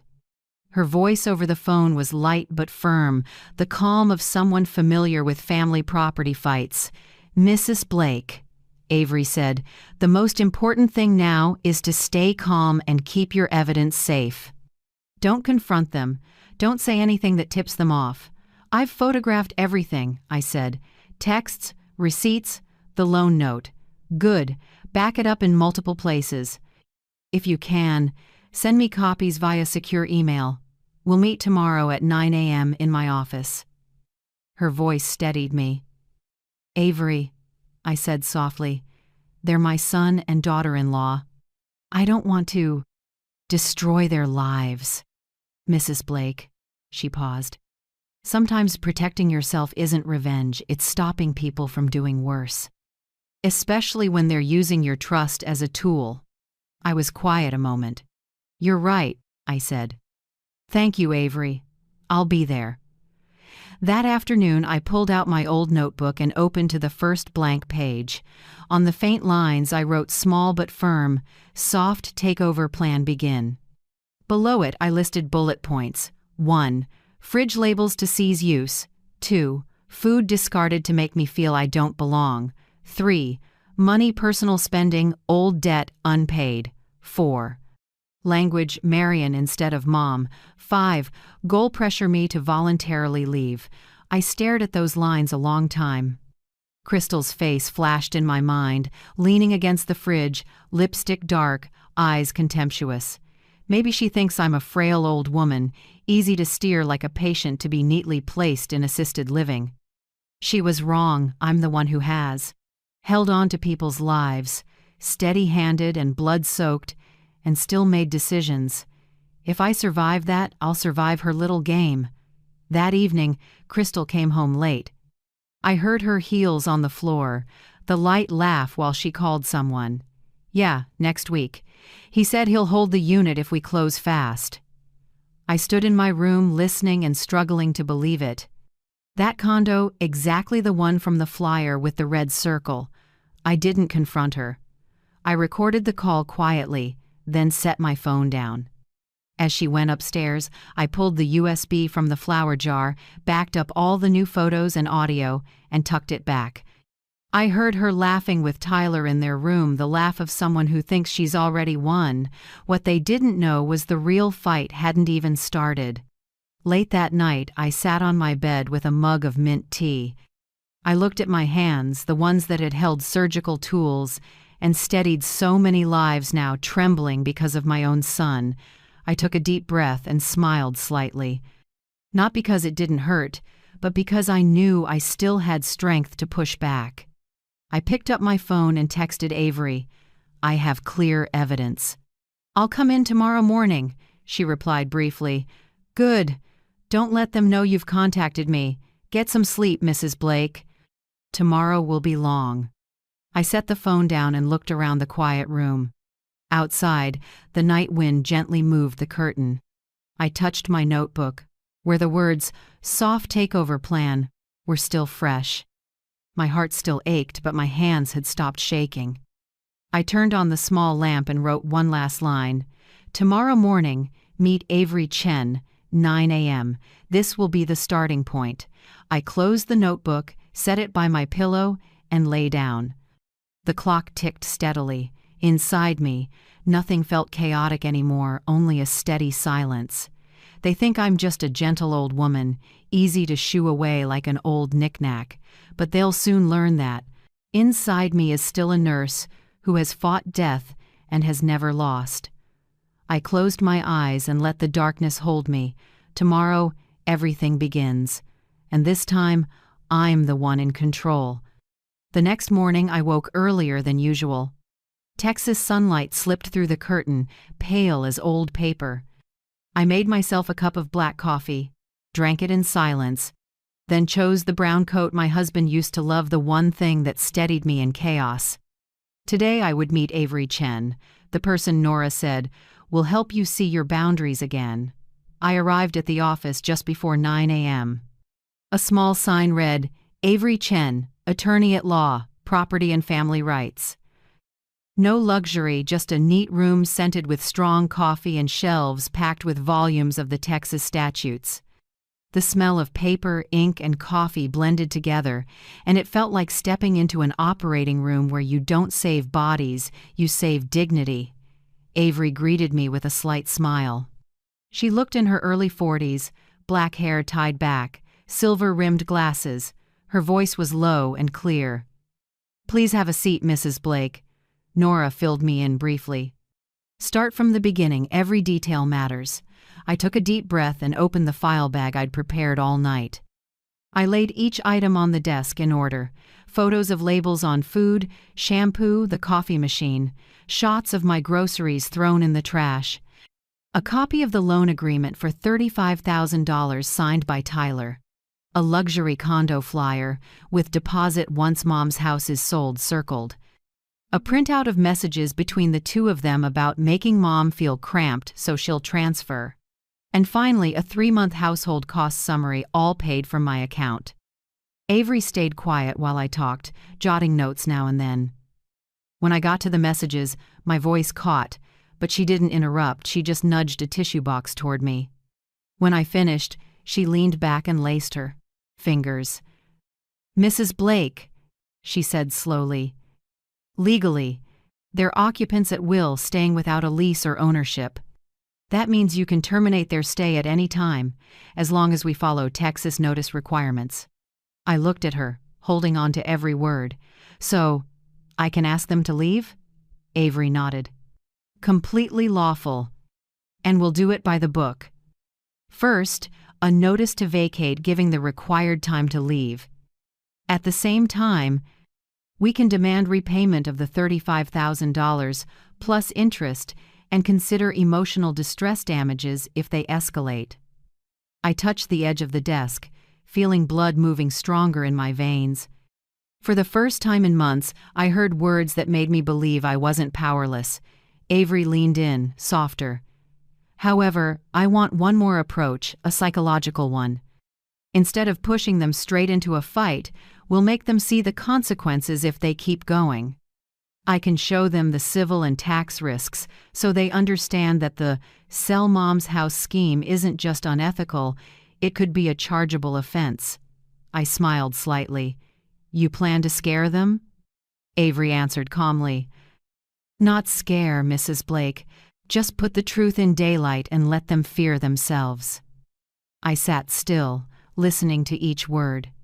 Most of my life I've been an observer of patients, people, pain. I knew she was right. Sometimes people don't stop out of kindness. They stop because they fear the cost. After we covered the details, Avery set a pre-printed packet in front of me. "This is the authorization so I can act on your behalf. The file opening fee is $1,500. You can pay now or by transfer." I took out my checkbook, wrote quickly, and signed. When I set the pen down, my hand was steady, a rare feeling since my husband died. Avery watched me for a moment, then said, "I need you to keep all documents confidential. Don't let them suspect you've hired counsel. If they find out, they could move assets or destroy evidence." I nodded. "I understand. I've backed everything up to a USB and sent copies to my friend, Nora Patel." Avery gave a brief smile. "Good. You're a step ahead of me. But please be careful. Cornered people do reckless things." Her voice turned grave. "And remember, never argue alone. If they get heated, leave the room. Let me handle all legal communication." I met her eyes. There was a rare kind of understanding there. I knew it wasn't just professional advice, it was a reminder from one woman to another who'd been underestimated. By the time I left, the sun was overhead. The breeze carried the smell of coffee from a nearby cafe. I stood at the door for a beat and looked up at the pale blue sky. Something in my chest felt lighter, as if half the weight had been lifted. On the way home, I stopped at a small gas station. While the tank filled, I caught my reflection in the mirror, a silver-haired woman with deep lines around her eyes but a gaze clearer than ever. I realized I was getting myself back. I drove slowly through the suburbs, under rows of oak trees. Each house I passed reminded me of little families, dinner laughter, baking smells. My house, the one I used to call a nest, now felt like a quiet battlefield. But this time, I wouldn't walk in like someone being pushed out. I'd walk in as the rightful owner. When I pulled into the driveway, I saw Crystal through the window on the phone, her face tight in the sunlight. I couldn't hear her, but from her lips I could guess the familiar words, "Sell the house." I walked in calmly and gave a short greeting. "Good afternoon." She turned, forced a smile. "Where were you?" "I thought you had a morning shift." "I took the day," I said evenly. "Had a few things to handle." She watched me, suspicion flickering. I only smiled and went straight upstairs. In my room, I opened my notebook to a new page. The first line I wrote, "Justice begins with a single word, courage." I sat there for a long time, looking at my handwriting. Outside, traffic hummed far off, but inside, everything was peaceful. It had been a long time since I felt this, not the peace of resignation, but the peace of someone preparing a counterstrike. I sent Nora a short text. "Nora, if anything happens, you're the second keeper of the files, okay?" She replied almost instantly, "Count on it. I'm here, Marion." I set the phone down and leaned back in the chair. The scent of coffee lingered on my coat, reminding me of the morning at Avery's where for the first time in months I felt heard. By late afternoon, the sunset washed the window rose gold. I stepped onto the porch and sat in my husband's old rocker. In the quiet air, I heard wind in the leaves and kids playing ball next door. I sipped tea, warmth spreading slowly through me. Tomorrow, Avery would start drafting the eviction notice. I knew the road wouldn't be easy, but at least I'd taken the first steps on my own feet. No more crying in silence. No more waiting for rescue. I smiled, the first true smile in weeks of humiliation, because I finally understood something simple that took a lifetime to learn. No one protects me better than I do. That evening, rain came out of nowhere. First storm of May speckling the yard, streetlights shimmering on wet concrete. I was about to make tea when I heard a car at the gate. A shiny black SUV stopped at the curb. The doors opened, and I saw Crystal's parents, Mr. and Mrs. Hanson, step out, dignified, dressed like they were heading to a board meeting. Crystal followed, arm draped loosely around Tyler's shoulder, voice sweet as syrup. "Mom, my parents want to stop by for a quick talk tonight." I checked the clock, 7:48 p.m. No appointment, no heads up. I only nodded slightly. "All right," I said. "Come in."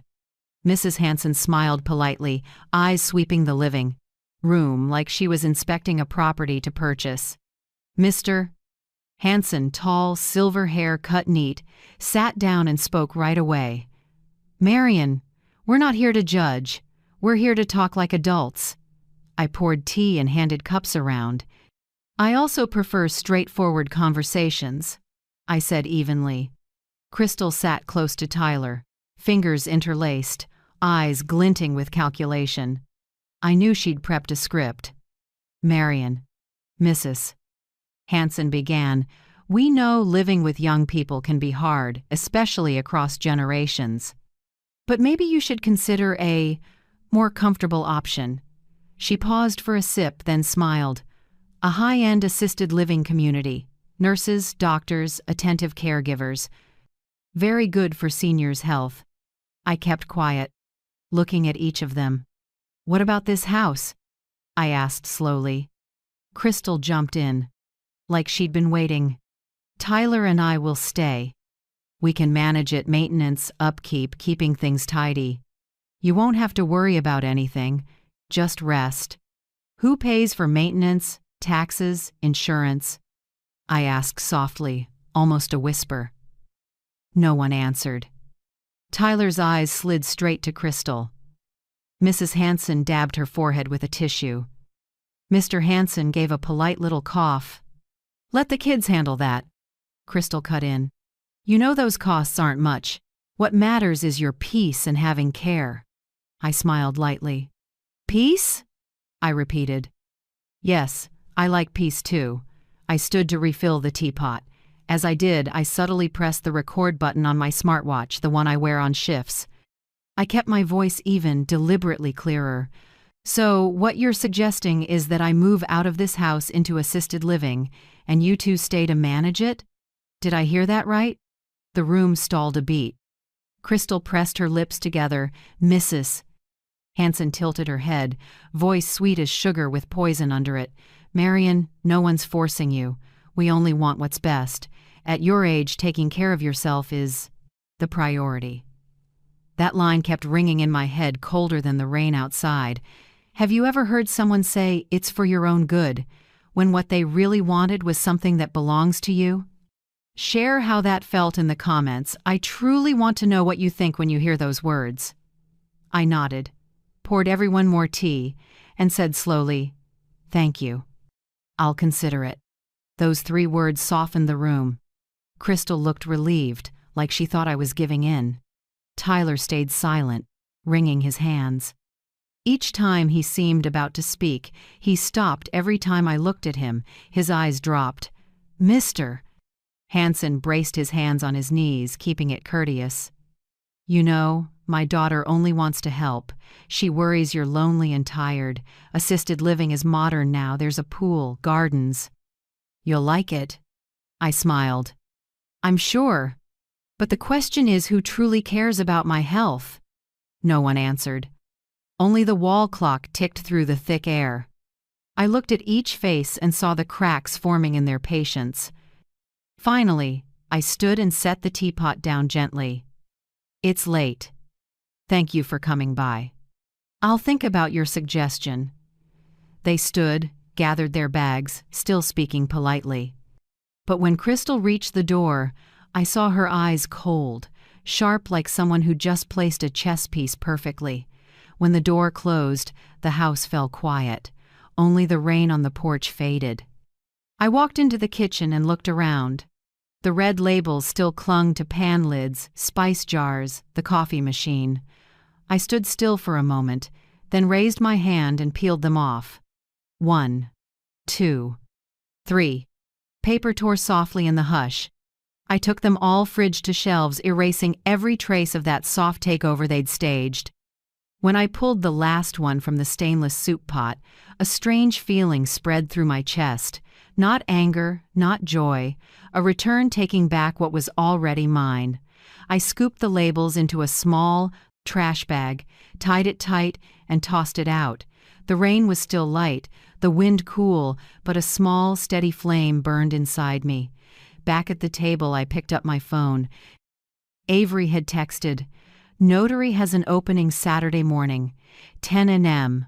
I reserved it if you agree." I replied, "I'll be there."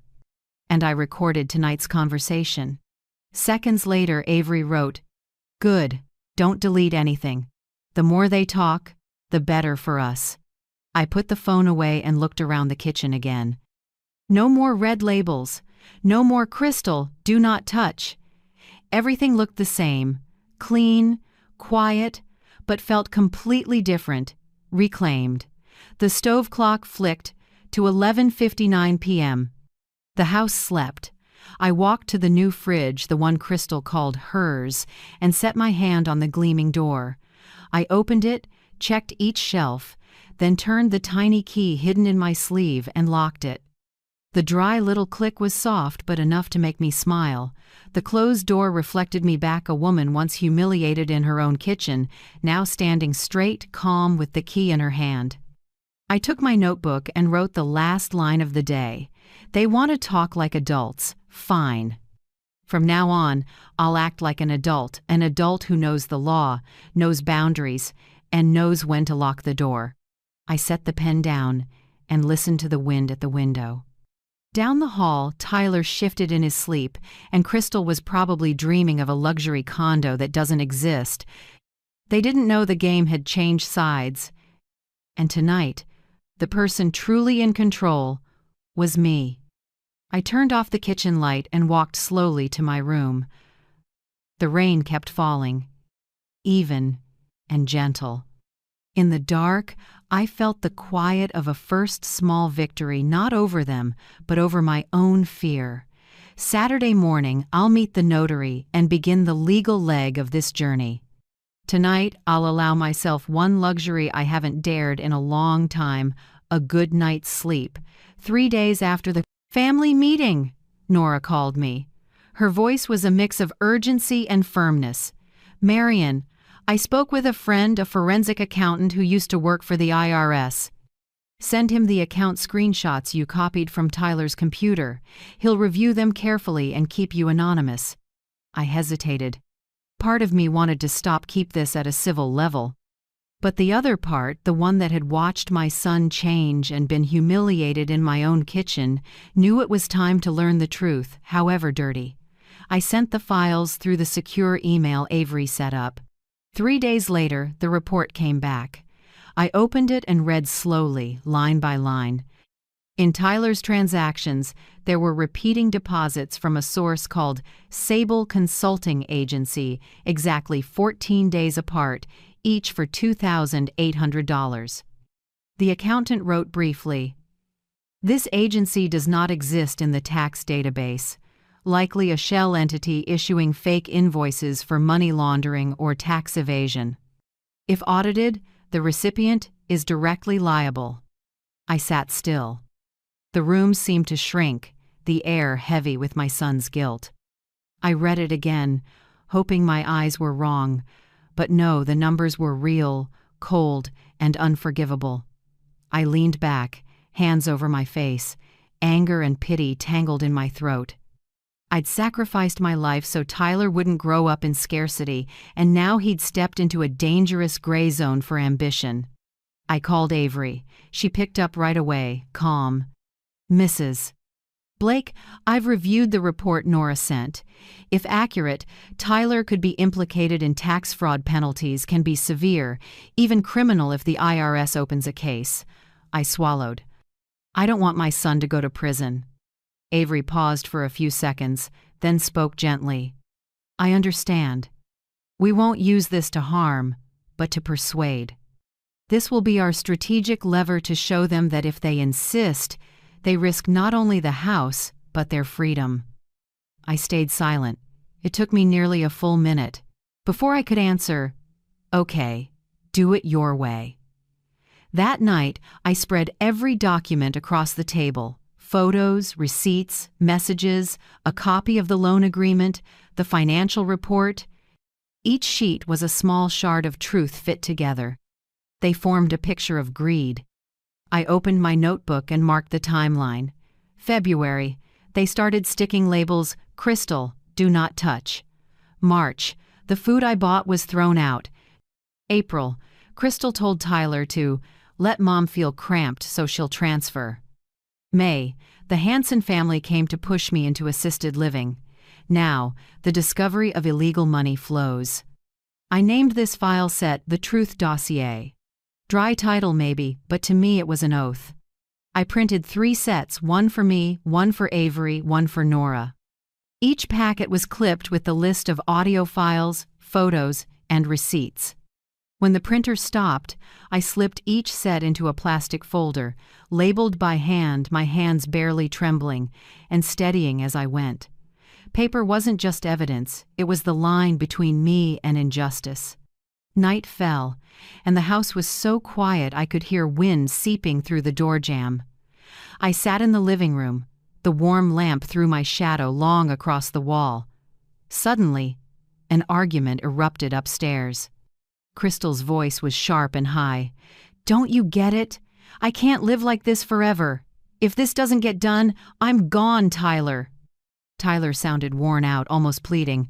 "Crystal, keep it down. Mom can hear us." "So what if she hears? She'll be out of here soon. I'm not waiting." I sat still, listening, my hand resting on my teacup. Every word thudded down to the first floor, one blow after another, but I didn't feel a stab anymore. Just a quiet, clean hurt like a wound that's closed. I remembered when Tyler was little how he'd cling to my legs, begging, "Mom, when I grow up, you'll never have to work again. I'll take care of you." And now he was discussing how to push me out. Life can be cruel enough that your own love becomes a weapon against you. I sighed, stood, and set the cup on the table. No tears, no resentment. Only cold clarity, like a doctor reading a late-stage cancer report. Not curable, only removable. I walked to my office, turned on the computer, and opened the folder titled Notice Day. Avery had already sent the forms for signature notice to vacate and demand for repayment. I read every line carefully, checking each clause. Occupant is present without a rental agreement. Owner may demand vacation of the premises within 30 days. Unpaid debts will be escalated to legal proceedings. I signed at the bottom, saved, and printed hard copies. Each time the pen touched paper, it felt like I was closing a long chapter 1 of endurance. When I finished, I folded the documents into an envelope and sealed it. On the front, in clean handwriting, I wrote, "To Avery Chen, Attorney at Law." I slipped the envelope into my purse along with the copy for Nora. The clock on the wall read 11:48 p.m. I looked up and heard the rain on the porch taper off. The whole city felt hushed. Streetlight glow pooling soft and yellow under the eaves. I checked the kitchen windows, locked the fridge, then stopped and looked around one more time. Everything neat and calm, but I knew it was only the quiet before the storm. Back in my room, I sat on the bed, phone in hand. Nora had texted, "The accountant confirms, if the IRS audits, Tyler could face back taxes and up to triple penalties. But if he stops now, he might avoid the worst." I finished reading and took a deep breath. Not joy, not pain, just regret. I never wanted my child punished. I just wanted him to wake up before it was too late. I set the phone down, opened my small notebook and wrote, "Love isn't the same as blindness. Some children can only be saved by letting them fall." Then I closed the notebook and set my alarm for 6:30 a.m. Tomorrow, notice day. I turned off the light, lay back, and stared at the ceiling in the dark. The clock ticked steadily. With each beat, my fear receded, making room for something else, the cool calm of someone ready. They used to think I was a soft, elderly woman. They don't know that when a mother stops crying, what comes next is action. I closed my eyes. A quiet sleep settled over me, light as mist.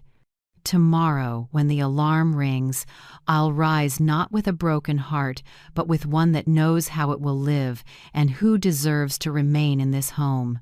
That morning, the sky was unusually clear. Early sun washed the oak trees out front.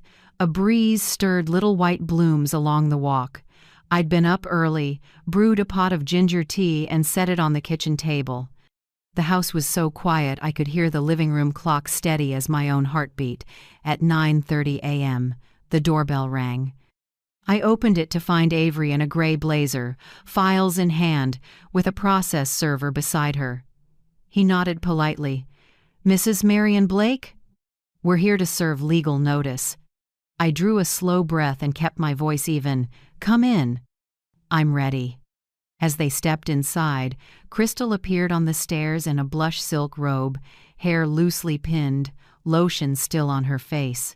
Her eyes flickered at the sight of the two strangers. "What's going on?" she asked, trying to sound in control. Tyler came behind her in sweats, face drawn, like he hadn't slept. He looked at me, then Avery, confused like someone waking from a bad dream. I seated everyone around the table. Avery opened her case and set down a thick stack of papers, while the process server stood by, clear and firm.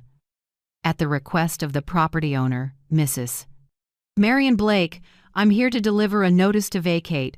Timeline, 72 hours from this moment. Additionally, this is a demand to repay the $35,000 plus interest, with a claim for emotional distress and property damage. The kitchen froze. Morning light washed across the table and straight into Crystal's widened eyes. She shot to her feet, voice shrill.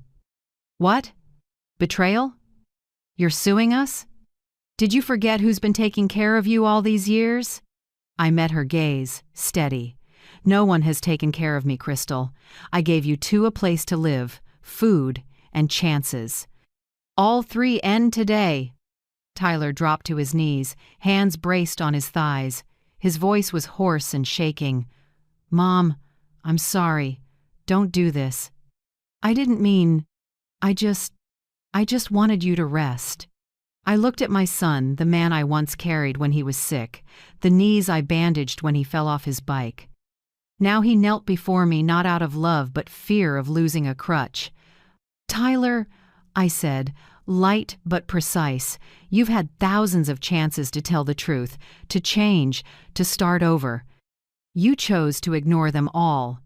Don't apologize to me, apologize to yourself." He bowed his head. Tears hit the tile. Crystal slammed her hand on the table. "Enough! She's bluffing. No court lets you throw family out like this." Avery stood, voice cool and cutting. "Under Texas law, a person staying without a lease can be required to vacate within 72 hours if properly noticed. All documents here are notarized, with copies filed at the court. If you or your husband wish to contest this, we'll see you at the Bexar County hearing." Crystal went pale and stepped back. "You'll regret doing this to your own son," she hissed. I stood, answering calmly, "I've regretted enough, mostly that I didn't do it sooner." 15 minutes later, when Avery and the process server left, the house felt thick with silence. No one spoke. I stood by the counter holding a cold cup of tea and watched Crystal gather her phone, wallet, and any small thing she claimed was hers. Tyler came down the stairs, dazed. "Mom, at least give me some time." Cut in. "You have 72 hours. And if you're truly sorry, you'll use those 72 hours to sort out your life, not to beg me to withdraw the filing." The front door opened, and, unexpectedly, Crystal's parents walked in. Same polished look, same superior tone. "Mr. Hansen spoke first, no greeting. "Marion, what is this? Our daughter says you're threatening to throw them out. This is an abuse of power, Mrs. Hansen piled on, voice sharp. "Shameful. At your age, dragging a lawyer in just to humiliate your own family." Before I could answer, Avery, who'd just turned out of the driveway, heard the commotion and came back. She stepped inside with a spare copy of the file. Her tone was calm, final. "Mr. and Mrs. Hansen, I represent Mrs. Blake. If you intend to countersue, we'll see you in Bexar County Court. For now, please leave the premises. Only the lawful owner decides who may stay." Silence dropped. Mr. Hansen grabbed his wife's hand and pulled her toward the door, face flushed with anger. Crystal rushed after them, crying and saying something I couldn't make out. Tyler remained, staring at me, desperation and shame mixed in his eyes. I said nothing. I turned and walked upstairs. Each step was heavy, but strangely, not shaky. In my room, I shut the door and leaned against the wall. Below me, the noise continued, Crystal crying, Tyler soothing, suitcases thumping, car doors slamming. I closed my eyes and listened like someone replaying the film of her life and knowing the last scene was near. A moment later, quiet settled. Only the first light taps of rain on the window, like the sky wanted to wash the last dirty weeks away. I went back to the kitchen. It was neat. Empty. On the fridge door, one red label remained, Crystal, do not touch, faded, a corner curling. I stared at it for a long time. Then I reached up and peeled it off. The paper tore halfway and clung to my fingertip like it wanted to hold on to. One last shred of ownership. I crumpled it and dropped it in the trash. That was the final label. I opened the fridge. Inside were just some greens, a few water bottles, and a new carton of milk. I poured a glass, added a splash of ginger tea, and inhaled. The scent was warm and soft, nothing like the icy morning weeks ago when I'd been blocked with, "Don't open the wrong one, this fridge is mine." Now, it was mine again, as it always should have been. I sat down, hands around the cup. No more trembling, no more weight, no more bitterness. Only the full quiet of someone who reclaimed what was hers without raising her voice. Before heading upstairs, I wrote a few lines. Notice day 9:30 a.m. They left in tears. I stayed, steady. No one won, only justice was put back where it belongs. I set the pen down and looked around the house. My husband's photo still hung on the wall. The window was open a crack to let the breeze in. I spoke softly, as if to him, "I did it, Frank. Finally, this house is ours again, peaceful, clean, and free." And on the windless noon of notice day, I sat there, sipped ginger tea, listened to the rain on the porch, and knew without doubt the new chapter of my life had begun. Sunday morning, the sky was a dull gray, clouds heavy like a storm warning. I brewed mint tea and set it on the dining table, ready for what I knew would come. At exactly 10 a.m., an engine rumbled at the gate. Through the window, the familiar SUV slid up the drive. 3 figures stepped out first: Crystal in a crisp white dress, her parents behind her, and lastly, Tyler, hands shoved in his pockets, head down. The family committee, I thought, a brief smile tugging at my mouth. I opened the door. Crystal walked straight in without waiting to be asked. "We need to talk," she said, voice firm, like she'd rehearsed this. "All right," I answered lightly. "I have a few things to present, too." I led them to the expeding kitchen.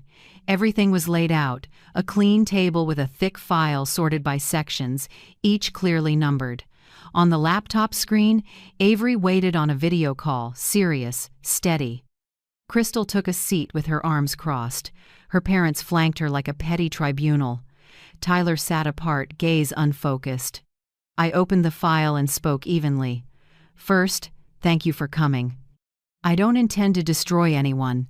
I only want to clarify the truth, what's happened in this house." I turned the first page, the household cost sheet. For 3 months, all electricity, water, internet, and property tax came out of my personal account, I said, placing the bills in front of them. "Meanwhile, you two," I looked at Crystal and Tyler, "contributed not a single dollar, despite promising to split costs." Crystal smirked. "We were going to pay, just hadn't gotten to it." I smiled back. 3 months, Crystal. I worked in the ICU. I know exactly what not yet means. 3 months is long enough for a patient to heal or for a lie to unravel. I opened the second section, the $35,000 loan agreement, signed by Tyler. "This is the money my son borrowed 2 years ago to open a garage. No payments, no interest, not even an apology." Tyler closed his eyes. I heard a hard breath leave him. Next section, the messages and the luxury condo flyer. The line circled, "Deposit once mom's house is sold." "And this," I said, voice still even, "is proof you two plotted to sell my property while I'm alive." Mrs. Hanson shot to her feet, voice shrill. "Marion, how dare you invade my daughter's privacy? This is a family matter." Avery spoke immediately from the screen, voice like a clean blade. "Ma'am, when someone plans to sell another person's property, it isn't private, it's civil fraud. If reported, authorities can initiate a financial investigation." Mr. Hanson frowned, ready to push back, but Avery continued, calm as if reading statute. "And if we submit evidence of deposits from Sable Consulting Agency, the IRS can get involved. Then every undeclared dollar, every fake invoice, everything gets audited." The room froze. Crystal turned to Tyler and whispered, "How did she find out about that?" Tyler said nothing. Fear filled his eyes. I spoke low and steady. "Tyler, I don't want you in prison, but I won't cover for you anymore. You've gone too far, and if you don't stop, the person who saves you this time won't be me." Tyler dropped his head. "Mom, I'm sorry. I was wrong." His voice shook, a lost child's. Crystal scraped her chair back, the legs screeching across the floor. "Enough. She just wants to humiliate us. All her life she's controlled everything. Now she's using the law to win. You call that fair?" I looked at her, cold. "It's not the law that helps me win. It's the truth that keeps me standing." Crystal barked a hard laugh. "Truth? You're a bossy old woman playing victim." I simply said, softly, "You can say anything you like, but by Tuesday, 5 p.m., this house must be empty." The sentence landed like a judge's gavel. Tyler broke down and Crystal slammed her palm on the table, flinging her wedding ring metal clinking hard on wood. "I'm not staying here another minute." Her parents stood, voices sharp. "We won't let this go. You think people will believe a tyrant old lady over our daughter? We'll take this to social media and show everyone your true face." I didn't answer. I slid my smartwatch from my pocket, tapped a small button. The red light blinked. I said slowly, "This conversation is being recorded. Please continue if you'd like more evidence." The room dropped into absolute silence. "Mr. Hanson," flustered, tugged his wife toward the door. Crystal glanced around, eyes darting. Tyler stayed in his chair, shoulders shaking. I looked at my son and spoke softly. "Tyler, you can go with them, or you can stay, but only if you take responsibility. I'm not covering for anyone anymore." He lifted his head, eyes wet, voice tight. "I don't deserve it, but I want to make it right." I nodded without adding more. "I know real remorse isn't in promises, it's in what you do after you've lost everything." Avery spoke from the screen, closing out the family meeting. "Reminder, you have 72 hours left to vacate the house. After that, the legal filings go to the court." Crystal stood, wiped her tears, but her voice stayed venomous. "Just wait. You'll die regretting it in this empty house." I only smiled, light as a breath. "No, Crystal, this house was never empty. It was just missing honesty."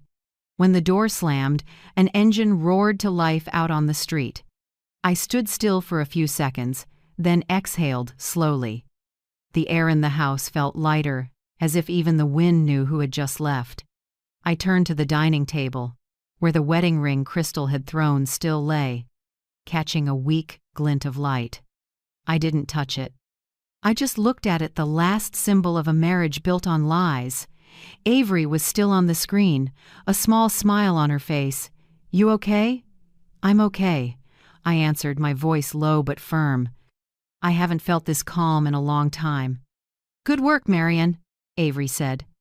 "I'll keep monitoring, and remember, keep the doors locked. Don't forget Tuesday, 5 p.m. "I won't forget," I said. I shut the laptop, slid the file into a drawer, and sat at the table. A breeze drifted through the doorway, carrying damp earth and a hint of mint tea. I picked up my phone and texted Avery a short line. "Please leave Tyler a way out if he takes responsibility." I set the phone down and leaned back in my chair. Outside, the sky was still overcast, but something inside me felt bright in a strange way, not the light of winning, but the light of final peace. The storm was passing, and for the first time in years, I could hear the wind moving through my house, soft, so soft, like a new breath. That night, as the window frame trembled with the breeze, I heard a car roll to a stop in the drive. I peeked through the curtain. Tyler, alone, shirt wrinkled, hair messy, eyes red. He stood at the door for a long time, hand on a small duffel, like he wasn't sure whether to knock or turn away. I opened the door before he could lift his hand. "I came to apologize," he said, voice hoarse and dry, like someone who hasn't spoken in days. I stood still. The night was so quiet I could hear the insects in the yard. "Where's Crystal?" I asked. He looked down. "She left, took my savings, left a few ugly words." He held out his phone. On the screen was Crystal's message before she vanished. "I'm not living with a coward who kneels to his mommy. Stay there and suck up that old air." I glanced and pushed the phone back. "Don't show me anything that makes your heart heavier."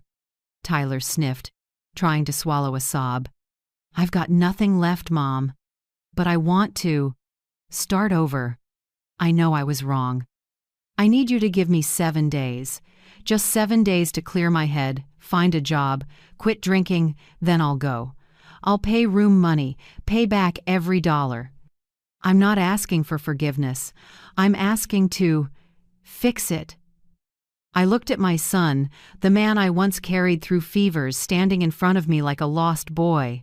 In the warm porch light, I saw his hands shaking. Part fear, part alcohol withdrawal. "Come in," I said slowly. "But this time, I have 4 conditions." He raised his eyes, hope and fear mixed together. I brought him to the kitchen and poured us both ginger tea. "First," I said, "for 7 days here, not a single drop of alcohol. If you crave it, call me, or step into the yard for air, but don't hide. Second, you will send out resumes and look for work. Every expense, phone, gas, meals, you cover yourself. I won't stop you, but I won't pay. Third, you must contact a treatment center or a recovery group at least 1 session. Fourth," I held his gaze, "each night, you write down 3 things you did right that day. You don't have to show me. Just be honest with yourself." Tyler nodded, eyes red. "I promise." I took a blank sheet and wrote the 4 conditions, then signed at the bottom. "If you truly want to start over, sign it. This isn't a mom and son deal, it's an agreement between 2 adults." He signed with a shaky hand. When he set the pen down, tears fell on the paper's edge, blurring a small patch. I folded it and slipped it into a file, like laying a new foundation after a storm has torn the house apart. The next morning I was up early and found Tyler sitting on the porch, staring at the pale gray sky with a cup of black coffee in front of him. No smell of booze, just coffee and mist. "Did you send out resumes?" I asked. "I did. 2 places at building supply stores, 1 at an auto shop. They said they'll take a look." I nodded, no praise, no scolding. I set a sandwich and a glass of water on the table, breakfast for someone trying to fix himself. That evening he came home late. I heard dishes being washed, running water, light clinks, patient and quiet. I stepped into the doorway, about to speak, then didn't. I just asked, "What did you do right today?" He met my eyes and smiled a little. "I didn't drink." "That's enough," I said, smiling back. Day 2 passed gently. I worked in the yard and Tyler cleaned out the garage where beer cans and dried paint once piled up. He bagged trash, scrubbed the floor, hung my late husband's old tools, lining each one neatly. In the afternoon, Mrs. Gutierrez from next door brought over a warm apple loaf. "I hear your boy is back," she said, setting it on the counter. "Good for you. Sometimes the crack is where the light gets in." I poured tea and we sat on the porch, watching the sun sink behind the oaks. She told me, "My son was an addict too, Marion. I once thought he was lost for good, but 4 years now sober, back at work helping others. I know you're feeling afraid to hope because you've been disappointed too much." I looked at Tyler in the backyard, bent over picking up trash, tall, alone. I don't know how far he'll go, but for the first time in months, he's quiet, and the quiet isn't hostile anymore. Mrs. Gutierrez smiled softly. Silence is the first sound of change. On the 3rd night, under the warm yellow lights, I opened Frank's keepsake box. A photo of him grinning with a saw, a stopped old watch, a few letters he wrote me when we were young. In one letter, the line he used to say, "Discipline is love in its hard form. The one who teaches a child with discipline loves that child the most." My fingers trembled. Now I understood. Some love doesn't arrive as a hug, it arrives as a boundary, as the courage to say no at the right time. I folded the letter back into the box. No tears, just warmth, like Frank standing somewhere nearby, smiling. On the 4th morning, I woke to sounds in the kitchen. Tyler was cooking eggs, wearing an old apron, face clearer than I'd seen in a long time. "You're up?" he said, sounding relieved. "I've got good news." I sat, poured tea. "What is it?" "The building supply store by the gas station called. They want to interview me this afternoon, maybe start me on a trial shift. They need someone who can fix tools and organize the warehouse. I've done it before, so they're giving me a shot." I looked at him, said nothing at first. Then I nodded and smiled. "Good. That means you can start over." Tyler's eyes brightened, lips trembling like he was trying to hold on to belief. "I know, and I won't let you down again." I stood, and set my hand on his shoulder. The hand that once shook with anger now felt light. Don't promise. Just live each day the way you wrote in that agreement. When you keep your word to yourself, you won't have to fear letting anyone down. He nodded, eyes shining. In the afternoon, as he left, I watched from the window. A breeze carried the smell of coffee from the corner shop. Sunlight slanted gold across the yard. I sat in Frank's old rocker and opened my small notebook. In the bottom corner of the last page I wrote, "When someone breaks, don't rush to bury them. They might be learning how to mend." I closed the notebook and looked toward the road, where Tyler walked with his back straight, job papers in hand. For the first time in months, his stride didn't look heavy. It looked like a man beginning again for real. Inside me, no tears, just a gentle, spreading warmth. Hope. That morning, sunlight slipped through the thin curtains and laid a soft gold across the floor. I was making coffee when a motorcycle buzzed and cut off in the drive. Tyler came in with dust on his shirt, a little sun-browned, but his eyes were clear, the light I hadn't seen in years. "I got the job, Mom," he said, breathless and grinning. "The building supply store hired me full-time. Starting pay isn't much, but enough for a small room near work. I think it's time I stand on my own." I set my cup down, stunned for a few seconds. "Really? Really?" He nodded, handing me the new contract. Cheap paper, but I looked at it like a diploma from life. Tyler pulled a worn brown envelope from his pocket and placed it on the table. "I know I owe you too much, but I want to start paying you back, even if it's small." I opened it. $500, 5 crisp bills laid flat. "100 is room money for these past days," he said, "and 400 is the first repayment. And—" he pulled out a folded sheet, hands shaking as he handed it to me. "This is the repayment plan I wrote. $400 a month, increasing as I get raises. You can check anytime."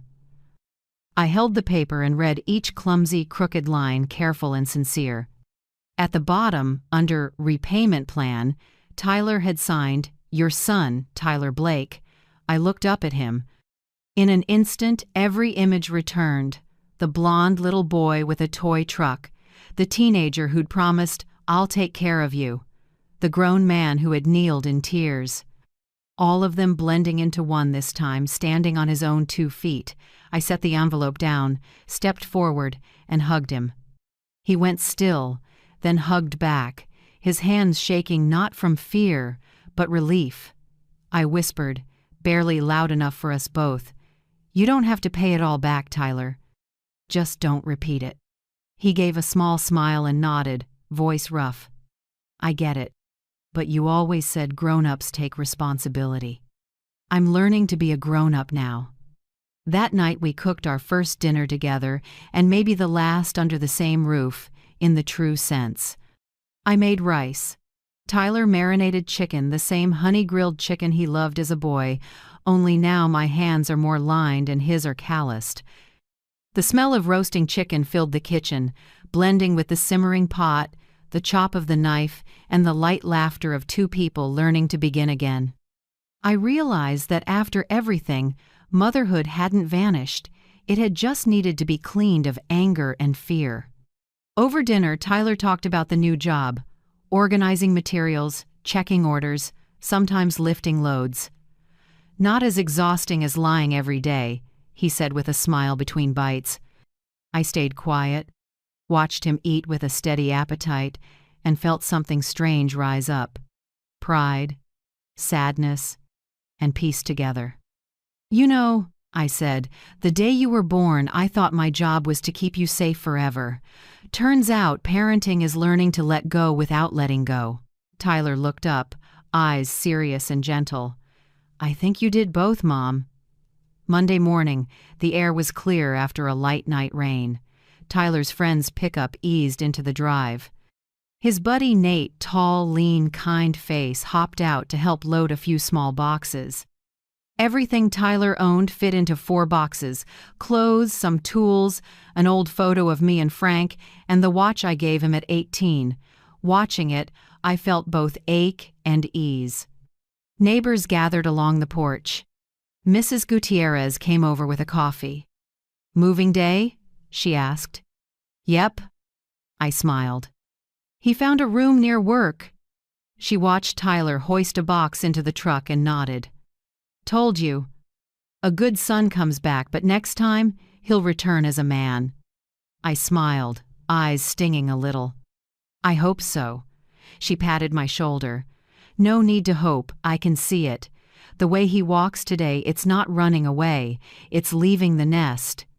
I turned to my son. Tyler stood by the tailgate, said something to Nate, then waved back. "I'll call every week," he said. "And I'll send the money on time. Eat a real breakfast. Mom don't just drink coffee," I joked back. "And you do your laundry. There's no invisible mother at that room." We both laughed. It drifted light on the breeze, no resentment, no guilt. As the truck rolled away, I stood watching for a long time. No tears, just a gentle, warm space like the breath you release after a storm. I went inside and locked the door behind me.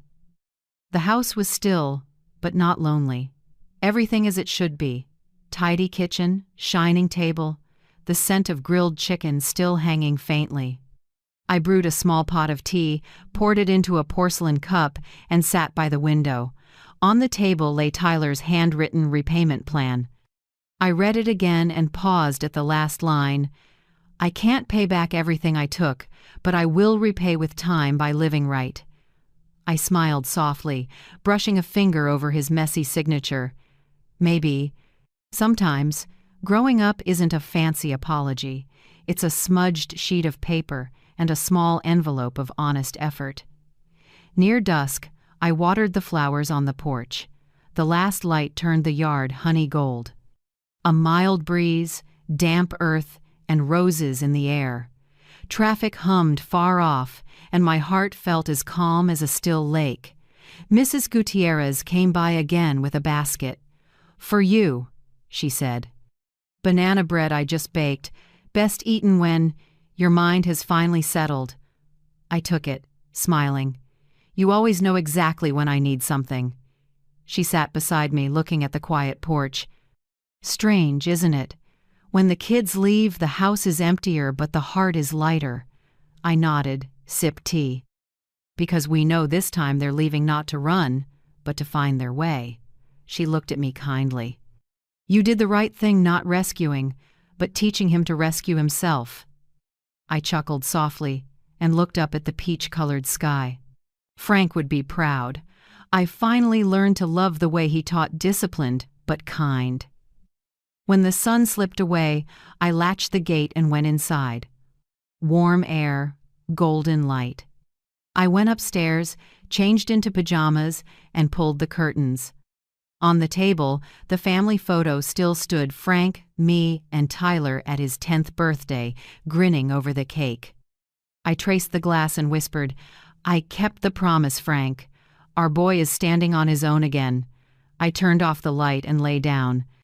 No doors slamming, no heavy footsteps, no sighs through the wall, just the wind threading the roofline, as steady as breath. That night, for the first time in months, I slept through. No dreams, no jolts awake. Just the rare peace of a mother who finally learned that letting go doesn't mean losing your child, it means giving him the chance to find himself. 6 months have passed since Tyler left the nest.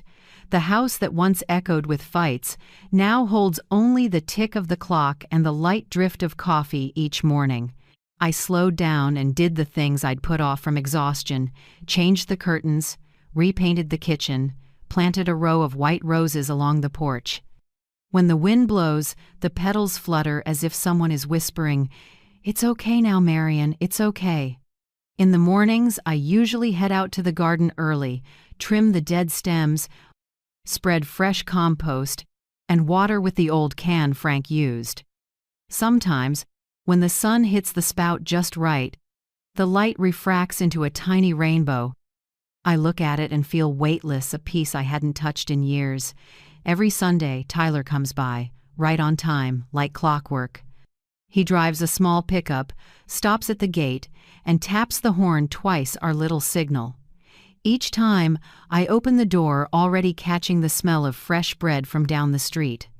"I brought bread from the shop near my place," he says, lifting a still warm paper bag. "Baked this morning. Which kind do you want, Mom?" "Any kind you pick," I answer. And he always smiles. Tyler has changed a lot, not just in how he looks neater, healthier, but in how he talks, how he sees people. His eyes don't dodge or shrink anymore. He's become a man who knows when to feel ashamed and when to feel proud. Each month, Tyler sends $400 to $500 steady with a short text.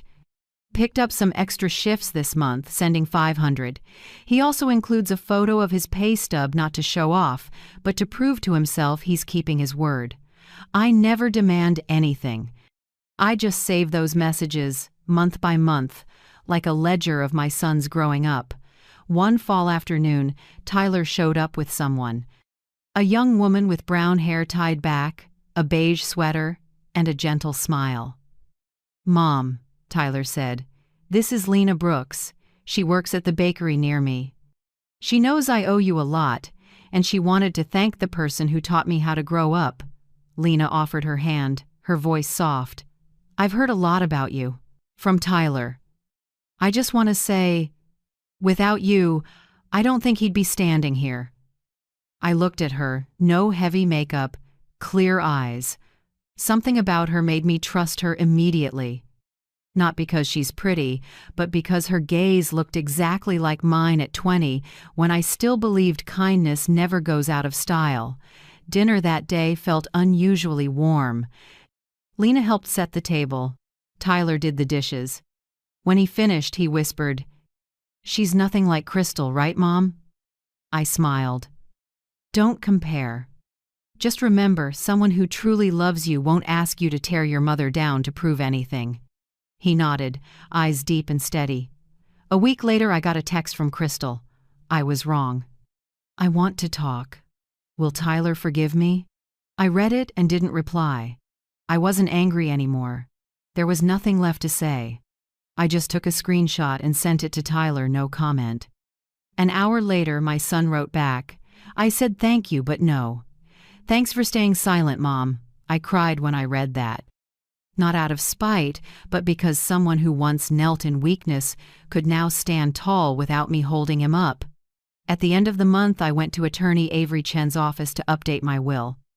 Avery smiled when she saw me. "You look different than 6 months ago." "Maybe because I've learned what's worth keeping," I said. I asked to add a clause. Establish the Frank Blake Nursing Scholarship Fund for nursing students in hardship. Avery asked, "Are you sure?" "You could leave that money to Tyler." I smiled. "I don't need to leave him assets. I want to leave him a legacy he can be proud of. If Tyler lives right, that's the most valuable inheritance." Avery nodded, her eyes shining. "Frank is smiling somewhere, I'm sure." A few weeks later, my coworker friend Nora Patel invited me to join a support group for parents who'd been taken advantage of by their kids. I hesitated. I didn't want to reopen old wounds. But Nora said, "Not to complain, Marion, to show people still stuck in it that they're not alone." So I went. Small room, about 10 people every age. Some had their homes taken over, some had been drained to nothing. When it was my turn, I kept it short. My son once slapped labels on the fridge and tried to push me out of my own house. Today, that same son calls me Mom with a voice of a man who understands gratitude. The room went quiet, then filled with gentle applause. I didn't cry, but my heart warmed. For the first time, I told my story without shame, only freedom. One December evening, Texas went dark with a sudden outage. The whole block lost power. I dug up a few old candles and lit the kitchen. The flames danced on the walls, lighting up every corner cracks I'd patched, things I once feared to look at. I sat down, poured tea, and let the candlelight fall across Frank's photo. The house was so quiet I could hear the rain tapping the roof. In that moment, I realized I'd gotten it all back, not the things, but my peace and my self-respect. I picked up my phone and texted Avery. Thank you. Because of you, the door to life stayed open for both me and my son. That door doesn't just lead out, it leads back to our own hearts. Avery replied right away. I only helped a little. You're the one who opened it, Marion. I set the phone down and smiled in the candlelight. The next morning, with sunlight cutting through the window, I got up early to prep Sunday lunch. In the pot was gumbo, Tyler's childhood favorite. I cooked slowly, stirred steadily, listening to the soft bubble while the radio played Frank's old jazz. I looked around the freshly painted kitchen, the clean curtains, the roses blooming on the porch. No more red labels on the fridge, no more orders barked at me, no more fear in my own home, just me and what I choose to keep: memory, kindness, and freedom. When the clock struck 11, I heard a car at the gate. Tyler right on time, as always. I wiped my hands and opened the door. My son stepped in, bringing the smell of wind and a warm smile. Gumbo? I could smell it from the corner. He grinned. I laughed. Yep, where's the bread you promised? He raised the bag. Right here, your favorite. We set the table together. I looked at my son, calm eyes, straight shoulders, a real smile. 6 months ago, I thought I'd lost him for good. Now I had my son back and a friend, a man who knows gratitude and how to love the right way. As I sat down, I said quietly to myself, Frank, you see it, right? The house is peaceful again. Both of us made it back from the old ashes. I ladled Tyler the first bowl of gumbo, steam curling up in rich ribbons. Outside, the sun lit the white roses along the porch, round blooms, pure and fragrant. And in that moment I understood, happiness doesn't come from what we hold on to, but from what we dare to let go of so we can find ourselves again. Sunday lunch that day filled the house with voices for the first time in years. The oak table wore a white lace cloth, and the gumbo's scent lingered in the air. Tyler, Lina, Nora, and Mrs. Gutierrez, everyone was there, sharing a meal that seemed ordinary but held an entire journey of forgiveness. Lina helped plate dessert, Nora brought apple cider, and Tyler fumbled around looking for a place to stash the plastic containers. As I washed my hands, I teased, Do you have any idea how much those containers once tortured me? Tyler laughed, pulled a small roll of labels from his pocket, and tilted his head. I do. That's why I came prepared. He stuck a label on a plastic container, neatly printed, Mom, do not touch. The whole table burst out laughing. The sound cracked something heavy that had sat on this house for so long. Mrs. Gutierrez dabbed her eyes, laughing and crying at once. Now I believe in miracles, they just sometimes arrive 6 months late. The meal drifted along in warm stories. Tyler talked about his new job, extra shifts, and a possible promotion to oversee the warehouse. Lina said she's taking professional baking classes. Nora shared about new families in the support group. When the last cup of tea was poured, everyone fell quiet for a few seconds. I looked around each familiar face, each voice, each glance, and realized I'd walked through the hardest road and come back to the simplest thing: peace. I started talking not like a teacher, but a fellow traveler. I told them about those first labels on the fridge, the nights I heard them plot to push me out, and the moment I learned to be silent, not from fear, but to prepare a counter with truth. They listened. No one interrupted. I didn't blame or condemn. I just said, some lessons cost tears and betrayed trust. But that price teaches us what we must never lose: our dignity. Tyler, sitting beside me, lowered his head, then quietly slipped off an old ring, the leftover from a broken marriage. He set it down and replaced it with a small leather cord and a metal tag etched with the word respect. Mom, he said, voice tight but clear, I can't erase what I did, but I can wear this to remember I only got you back when I learned respect. I touched the little tag, my heart trembling like I could hear Frank whisper, Discipline is love in its hard form. I stood, walked to the small cupboard, opened it, and took out the silver USB I'd hidden while gathering evidence. I handed it to Tyler, my hand steady now. "This is what you should understand," I said, "so you never repeat it. Inside is everything I recorded from the days you forgot who you were to the day I made a choice that let both of us survive." Tyler took it and held on tight. He spoke slowly, his voice going rough. "You saved me by making me face it." No one spoke. I saw Lena's eyes fill, Nora nod softly, and Mrs. Gutierrez press a hand to her chest. Out on the porch, San Antonio sunlight poured over the mesquite trees, changing leaves. A warm breeze moved the kitchen curtains. I looked at the bright yard where white roses crowded the path. The house that once trapped my fear had become a witness to courage. Tyler helped clear the table. Lena washed dishes. Nora turned on the old jazz. I heard the soft drum brush blend with the wind, and in that moment I knew, my story isn't just about loss, it's about how a woman learned to stand tall in her own home. I closed my old notebook and smiled, murmuring to myself, "Wealth isn't in the house, it's in what we refuse to let be taken our dignity." When everyone left, Tyler came back to give me a long hug. "I'll bring bread next Sunday, okay? Label it carefully," I said, and we both laughed. When the door closed, I went back in and sat at the table. There was still a plastic container with the words, "Mom, do not touch," sitting in the bright kitchen. I didn't peel it off. I left it there as a reminder that we're only truly free when we protect what's ours without hurting anyone. I sat by the window, watched the sunset wash across the wall, and thought about the people hearing this story maybe far away, in a quiet home where they were made to believe they had no worth. I want them to know you can start again just once, say enough to whatever shrinks you. If you've listened this far, you probably know that feeling too. If this story touched you, tell me where you're watching from. Share the moment you once said, "Enough, I truly want to read it." And if you found a bit of strength in this journey, please hit like, subscribe, and come back for the next chapter. Thank you for staying to the very end. Because sometimes, all it takes is one person listening for people like me, people once pushed to the margins to feel a little less alone in our own lives. I turned off the lights and let the soft evening glow spill through the window.